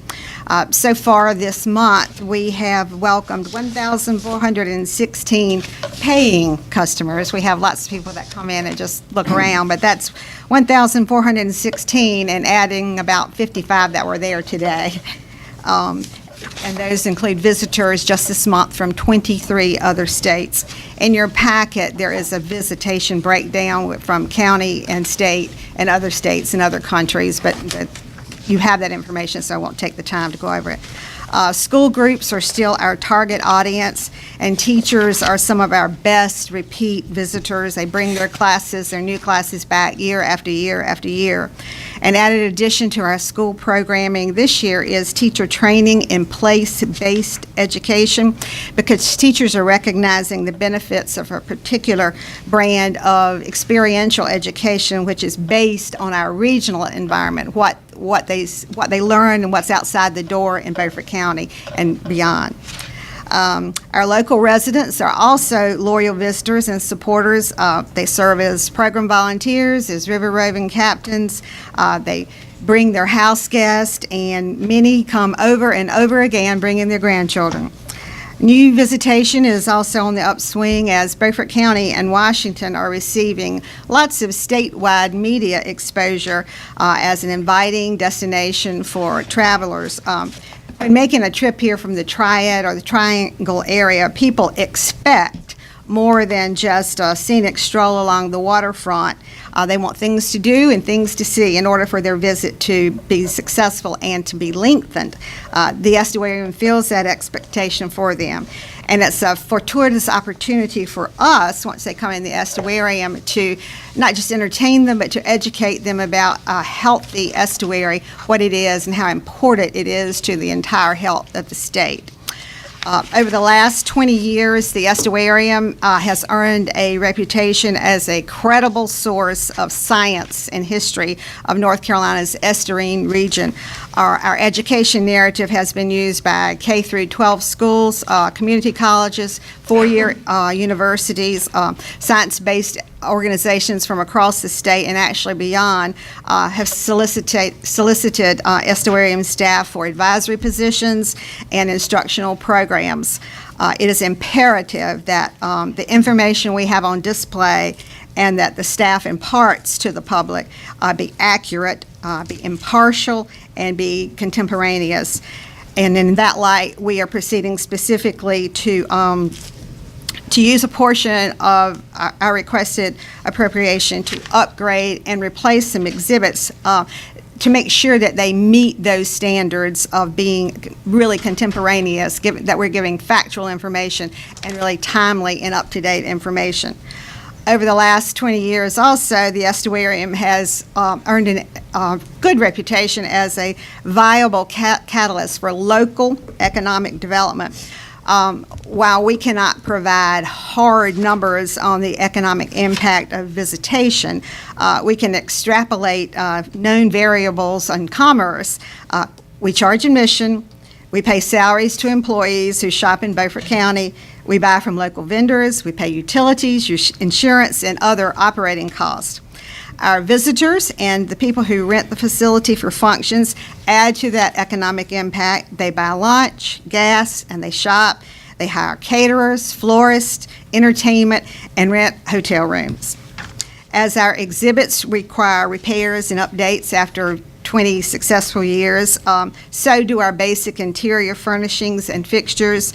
Specifically, we will use a portion of our requested appropriation to replace and repaint and repair various building components in the public areas, mainly for some for appearance, but mainly for safety, such as spraying carpet and safety strips and new locks and things of that nature.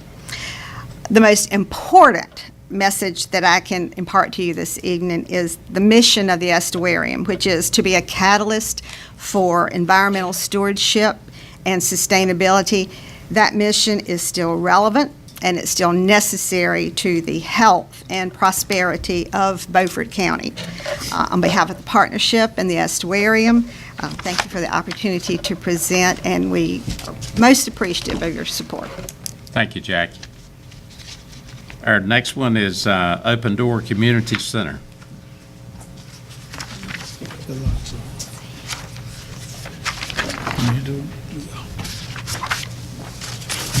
Thank you.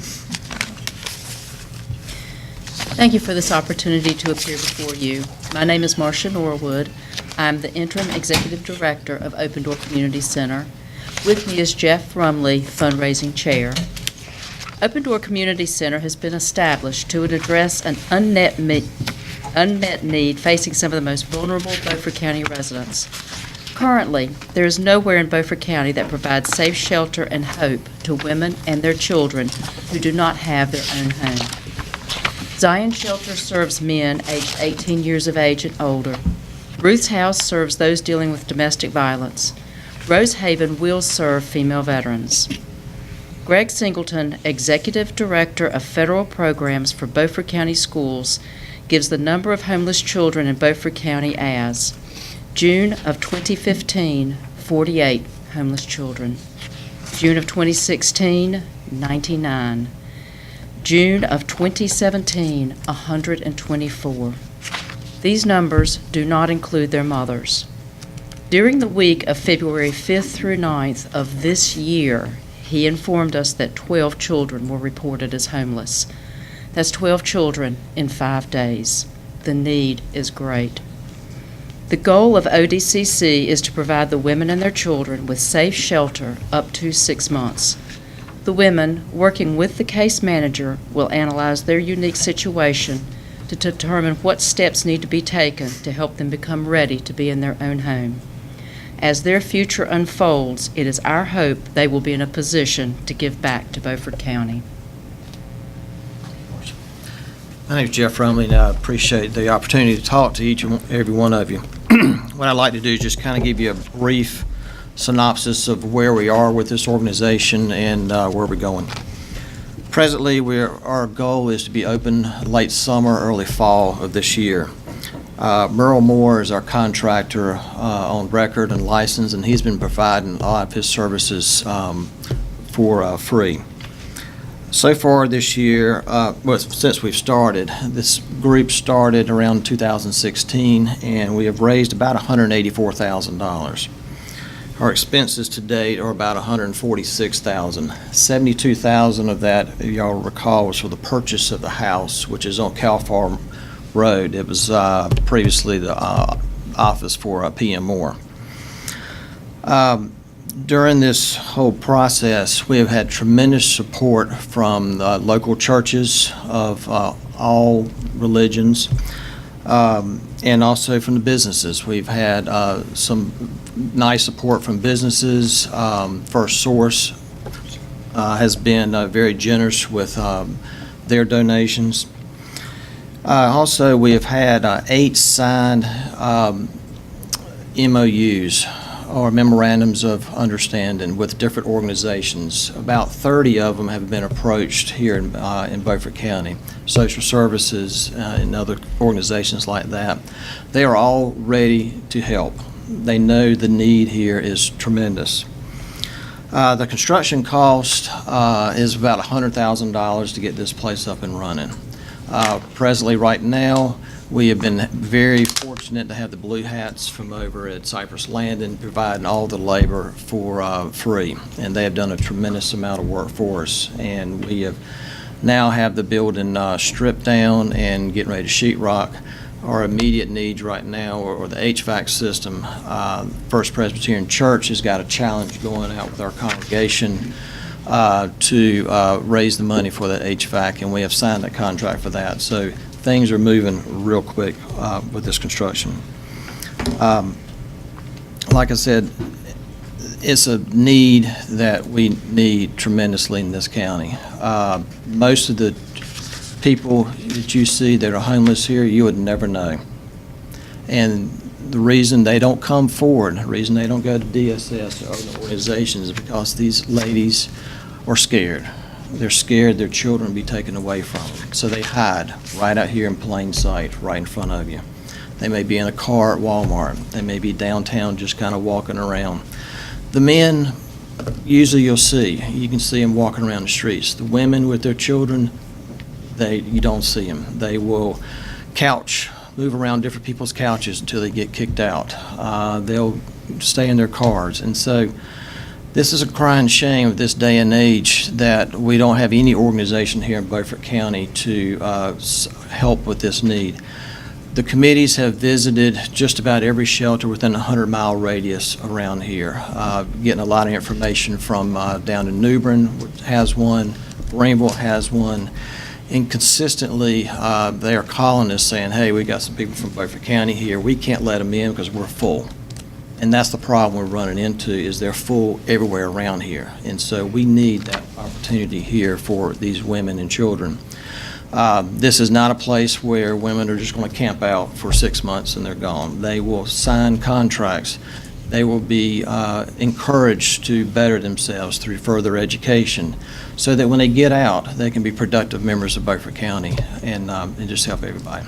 Thank you for your time, and I'll entertain any questions. Mr. Chairman. Yes. A couple of things, Mark. Where is this property located? Where is this property located, and how many people are y'all going to house? Okay, it's up on Cow Farm Road. So you know where PM Moore's office was? It's that building right there. So the county sold that when they were selling that other building right beside me, and so we acquired it then. Once it's up and going, the facility can house 9 people each at a time.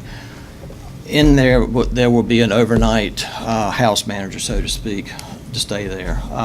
People will be allowed to come in about 5:30 in the afternoon, and then they'll have to be out the door around 9. And the only reason we're not doing 24 hours right now is we don't have the staff and or the money to fund that staffing. Down in New Bern, talking to those guys down in New Bern, they said the best thing you can do is start small. You can always expand. With that property out there, there's room behind there to expand if we need to. Thank you very much. Thank you. Next one is the Panta Academy Historic Museum. Miss Virginia. Well, I think all of you are familiar with our buildings, so we won't start with how beautiful they are. I didn't say that, did I? The interesting thing that's going on, one of the more interesting thing is this gentleman walked in our museum about a week ago and he says, I'm from England and I've come to see your museum. Now, we got excited. This is, as far as I know, the only visitor we've had to actually come that far to see our museum. Maybe he had other things on his agenda, I don't know. But anyway, that was an exciting moment for us, and he seemed to really enjoy being there. So that was a pleasure. And the other delightful thing I want to tell you about right quick is we had 36 kindergartens to come. Now, that's a bunch of sweet kids and quite a challenge. But the most famous statement was they were in the George DuPont old office, and we have about 6 crosscut saws hanging on the wall. Now, I assume y'all are all old enough to know what a crosscut saw looks like. And they're hanging up there on display. And one little fella looks up and he says, I've never seen a chainsaw that looked like that. So these things are just precious things that we do treasure, and we loved having them. The kids were really, you wouldn't think children that young would be impressed, but they enjoyed it, and we enjoyed having them, so that was good. We are the keepers of the story in Pantigga, and the story I want to tell you right quick should make you happy. You allotted us $1,000 last year. And with that $1,000, we added $2,000 of our blood, sweat, and tears that we had earned. And we hired a Beaufort County contractor. He was a Waters, by the way. He was very good. He hired 2 or 3 helpers. Some days it was 2, some days it was 3. And he was doing the work upstairs, which we had requested the money for, the $1,000. The work upstairs in the big building, the one on the National Register.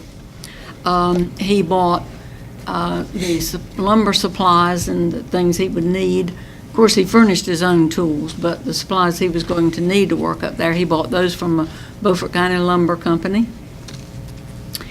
It took about 2 weeks' work that they worked, and then we, including that $1,000 that you all had given us and the $2,000 that we had put with it, we paid him. And of course, then he paid his helpers. And then they all went home and went about their life and used their water, probably their Beaufort County water. It's good stuff. I've got it. I like it. They have children in school. No doubt they were buying shoes, clothes, all this kind of thing with this money. This $1,000 is beginning to go back into the economy. The Beaufort County economy is being fed by your contribution to the Pantigga Museum and the way we've utilized it. They would have continued, and when they went, say, to Walmart to buy the new shoes, somebody working there was a Beaufort County citizen, most likely, who was also profiting from having a job in an indirect sense from that $1,000. And I feel good about it. We didn't waste a bit of it. It went straight back into the Beaufort County economy. And if you see fit to share some money with us as we go along, we will continue to use it that way. We never use any for our own personal means. Everything is volunteers. We've got a long way to go upstairs. The newest part of that building is now 109 years old, and that's older than me. And anything older than me is going to take a lot of upkeep and fixing. All right, Frankie. I was looking at hood. It really is, though. It really is. But it's a showplace in Beaufort County. Those 3 buildings there, and they're well worth the effort and the time that's being put in them. And the upstairs is going to be a big undertaking. We did get going a little bit with the Mr. Waters, who we hired to work up there, and we got started. But we've still got a long way to go on it, and that's what we will be requesting your assistance, whatever you feel like you can afford. Well, we can afford. It's my tax money too, you know. So we appreciate those thoughts, and I don't really know any other good stories. Do you all have any questions? Well, I'd love to see your footprints coming through that building, the 3 buildings. I think you would be delighted with what you find. We hope so anyway. Thank you. The only thing we need to do is we need to add some of the Bath High School trophies, put them down there in the museum where, right next to the Pantigga High School. It's not going to happen? Well, we have 3 trophy cases full of trophies that every time somebody comes from Chalkawinity or Bath, we say, well, look what we got while we were beating you. Thank you. But we're getting a lot of people who are not connected with the school at all. We get a goodly number from over towards Chalkawinity and Cypress Landing, a lot of visitors who want to come and see, and they have no connection with it as a school. But as a museum, they're delighted and enjoy it. Thank you very much for what you do. Thank you. Our next one is Ruth Haas. Ruth Haas. It is an additional request for $2,500. You're currently funding them at $2,500, and they're requesting an additional $2,500. Okay. Sydney Dietine. Chairman Waters, if I may just introduce Chief Swain from the Sydney Dive Team. I want to give you guys, you had the wrong budget in your book. Sydney's fire department budget got put in there somehow. But here's the Sydney Dive Team. I know it didn't look right when I was It's quite different. Rest assured, that's quite different. So, Katie, I'll get you another one there. I'd just like to say a few words. I won't take his time, but I did want to introduce him in that the Sydney Dive Team has been very helpful for us in emergency services in the county. In my time here, they've helped us out in dives, but also just in some of our boating accidents, not just body recoveries, but also in boating accidents. And in an acquisition, I'm gonna call it a new truck. It's not a new truck by any means. They found a really good deal in bringing a truck in. They had to replace a truck just for maintenance issues. This new truck they have in is adding a light tower to our county, and also what I call a rehab unit, in that it's a large truck which allows personnel to get in, which they've offered for rehabilitation. So I just want to throw that out, and Chief, I'm going to turn it over to you from there. Thank you. Mr. Chairman and Commissioners, thank you for giving me a few minutes to speak to you. Again, my name's Steve Swain. I'm the dive chief. Real quick, dive team been in the county since 1997. I can't tell you how many calls we've had. It would take a while to figure that out. But what I'm here to do is, for the last, the budget you should have, I just took 5 years and showed you what our expenditures have been. And probably for the last 8 years, we've been a line item budget of getting $10,000. We don't waste our money. But as you can see, the repair on the truck and insurance was killing us. Our insurance has gone up 30% in the last 5 years. Nothing we can do about that. The cost of the truck, hopefully we have eliminated that problem as we bought like we say, it's a new truck for us. But one thing I want to share with you about the truck is, what Carney said is it offers a light tower and stuff during emergencies. We were also able to help out the Pinetown Fire Department. There was probably somewhere between $20,000 to $25,000 worth of extrication equipment on that truck. Hearst tools, reels, lift bags, that stuff. They were able to take that and put it in their substation because we don't use it. So, you know, the monetary part of it on that, you know, fire departments get to go out and they get to buy stuff off grants and stuff. Well, they didn't have to this time. You know, they were able to what we purchased.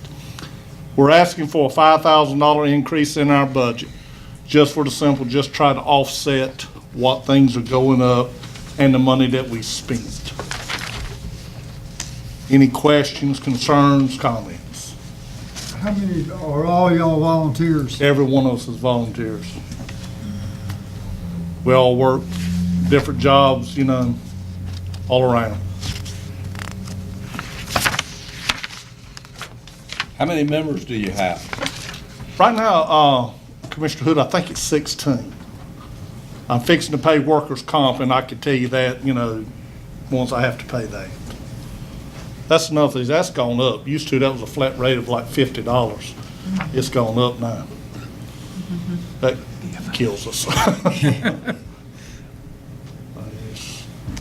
As y'all know, just insurance and service and equipment. Equipment we have is it's very unique. It is expensive, but you take care of it, it lasts a long time. We got a dry suit that we bought in 1998. It's still used today. I ain't gonna say I can fit in it like I used to, but there's some of us that still fit. Any questions of Steve? Mr. Chairman, can I ask Yes. one? Chief, just off the top of your head, how many hours does it take of training to become a rescue diver? Oh my gracious.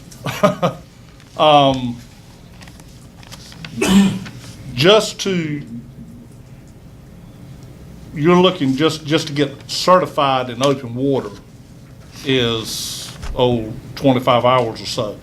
But then to do the black water stuff, you're spending probably well over 100 hours to do that. And then that just, it grows.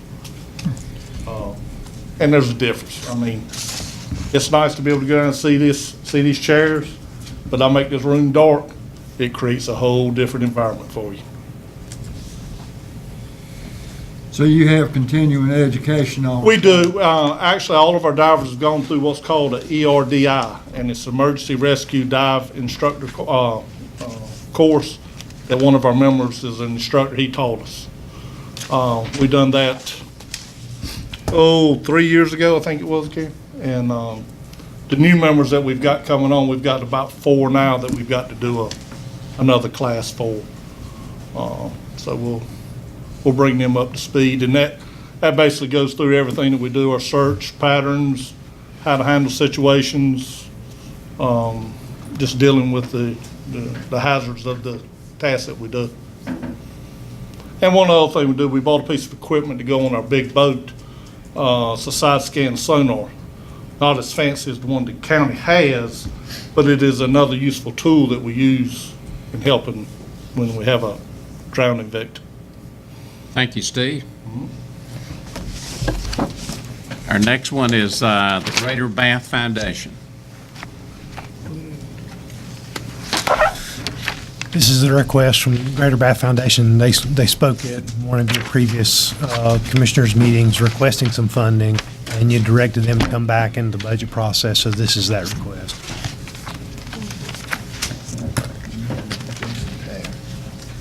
Anybody have any questions? All right, BB Park improvements completion.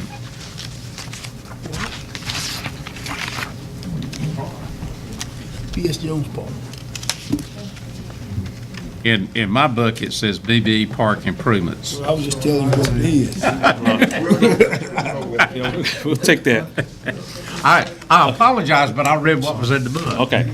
Well, thank you so much for the opportunity to come before you, Chairman Waters and commissioners. My name is Wally Salim, and I'm here representing the P.S. Jones High School Alumni Association Incorporated. We are a nonprofit organization with the purpose of protecting the legacy of the former P.S. Jones High School.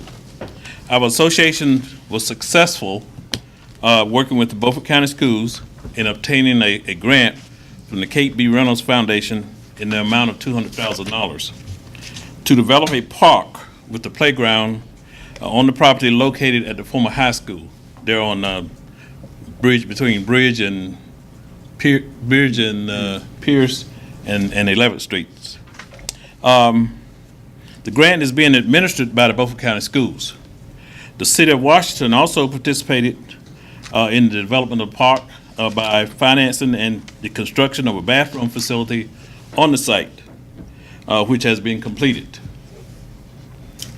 At this point, contracts have been signed to complete phase 1 of the project, which consists of surveying and design work, the construction of a concrete walking trail, and the construction of a shelter, which I noticed that they just started working on today.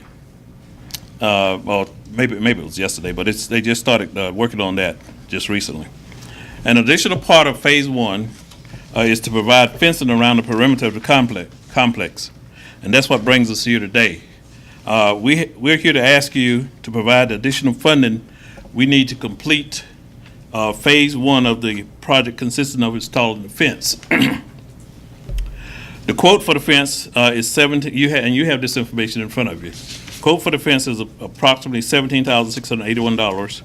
The grant has $8,318 remaining. That's unencumbered. This leaves a balance needed for the fence of $9,363 and some change. We're requesting, excuse me,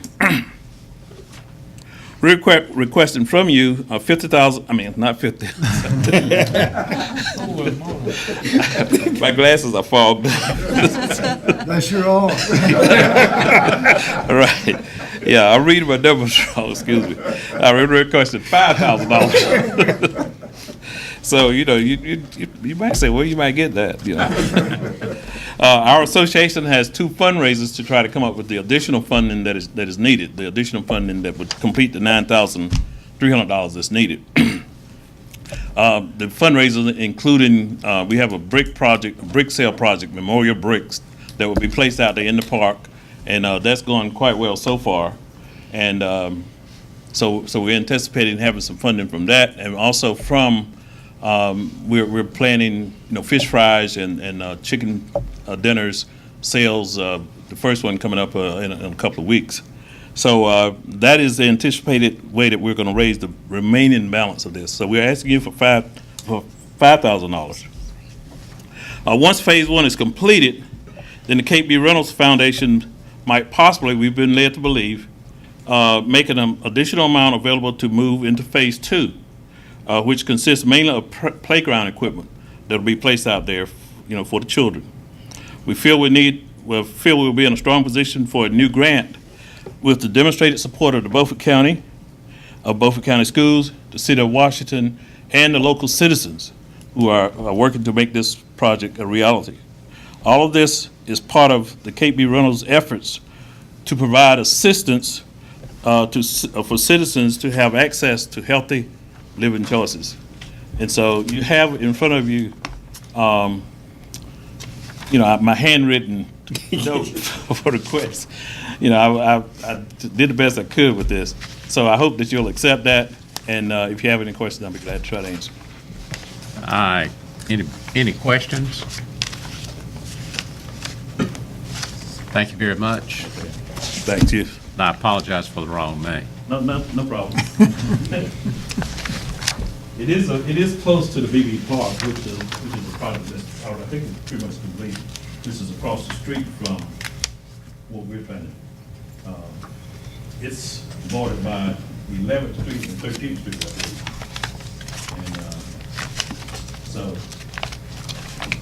And we're hoping to have this up and going by maybe by fall. Thank you. We have one more that's not in here. Is that correct? Hello, my name is Meg Howdy. I am with the Washington Harbor District Alliance. Thank you for allowing me the time. I started back in January, and unfortunately we missed the time frame to get on your schedule, so we appreciate your time. I've given you each a book that tells you a little bit about our project. We are currently working in renovating the old McClellan's 5 and Dime, which is down on Main Street, right next to the turnage. And it has been empty for quite some time, and it had been made into 2 different opportunities and have sat there, and we are in the process of building a farmer's market. But it's more than just a farmer's market. It is 16,500 square footage that is right there, that's been empty, like I said, on Main Street for quite some time. This will allow for us to really expand our opportunity for our agriculture to come to everyone in Beaufort County. There's a lot of great people that will come on Saturdays to our market. Then we do run that farmers market on Saturdays. This is not going to take the place of our Saturday farmers market. We will continue to offer that, but this will allow for us to expand our services. Right now, if you've got a farmer here in Beaufort County and they want to sell their items that they have grown on their land, they're only getting 10 cents to the dollar. This will allow for them to be able to sell to our community, bringing healthy, local food choices to our citizens of Beaufort County. We will also be allowed to expand on our agricultural history. The Underground Railroad Museum that is located in the caboose down by the Civic Center, they will be able to expand their services and have museum space within our building to allow for them to share about our agricultural history here in North Carolina and in Beaufort County. One of the key things is we are also partnering and have those partnerships in place already with the Agricultural Extension Office as well as Beaufort County Community College. We will have a certified commercial kitchen to allow for people to come in and see where these healthy items, how you can cook them, and do healthy cooking classes, as well as additional agricultural business classes, bringing our community college into downtown Washington. We also have the opportunity to work with the Small Business Training Center, which is located in the community college, and they will be coming and doing workshop classes in our education center that will be within this market. So it's a lot more than just a market where you can come and buy fresh produce. We are asking for a one-time request to be paid over 3 years of $15,000. And so this would show your partnership with Beaufort County and the Harbor District Market to to bring wonderful opportunities for our people of our county to enjoy our local healthy foods. We also, again, that educational piece, sharing the history of our wonderful county and bringing that for the visitors. Industry looks for placemaking, and one of that is going to be a local place for people to buy, residents downtown and other residents of the county, to get fresh local goods as well downtown. This will also open up, with your partnership, open up other grant opportunities for us, one being the Golden Leaf Foundation. They want to see that our local citizens and our governments are involved. We do have a partnership already in place with the City of Washington, and we ask for yours as well. Thank you. Any questions of Meg?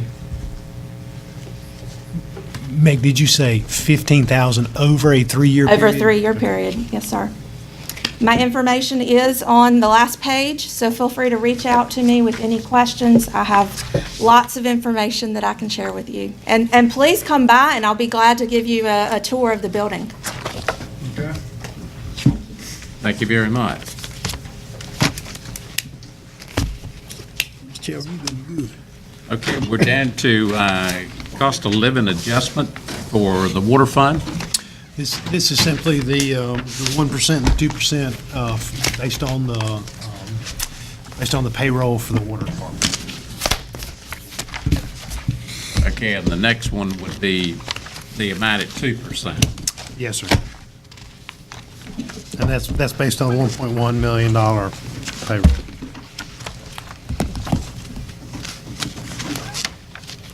And the third item for expansion under the water is the $50,000 for the evaluation. Yes. That's the solid. I'm sorry, solid waste. Well, there's solid waste, you got the 1% and 2% on that because we do have a piece that gets funded out of solid waste. And then the solid waste system analysis that Christina spoke about last night, I believe.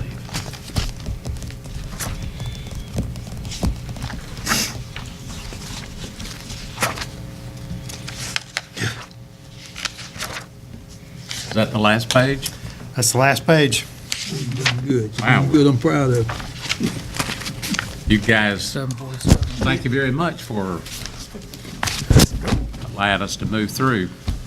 Any comments on our meeting for Thursday night? Is there anything additional that you need from us in making decisions? Any additional information we can provide for you? If anybody needs clarification, how about they just give you a call, you or Anita, or send an email? That'd be great. If there's anything you need, let us know. Our assumption is that when you come in Thursday, you'll be ready to help us figure out a number. All right, so that meets at 5 o'clock on Thursday? Yes, sir. And tomorrow's reevaluation, 4:30. Well, we actually got an email from Cindy, and she said that. She's going to feed you. She's going to feed you, so you might want to come a little early, get sworn in. Okay, get sworn in, okay. All right, so that meeting's at we need to be here around 4:30, and then the meeting starts at 5. If I hear any differently, I'll let you know early tomorrow. Please do. Okay, we're going to recess this budget workshop, and we'll meet again on Thursday night at 5 o'clock. Thank you, good evening.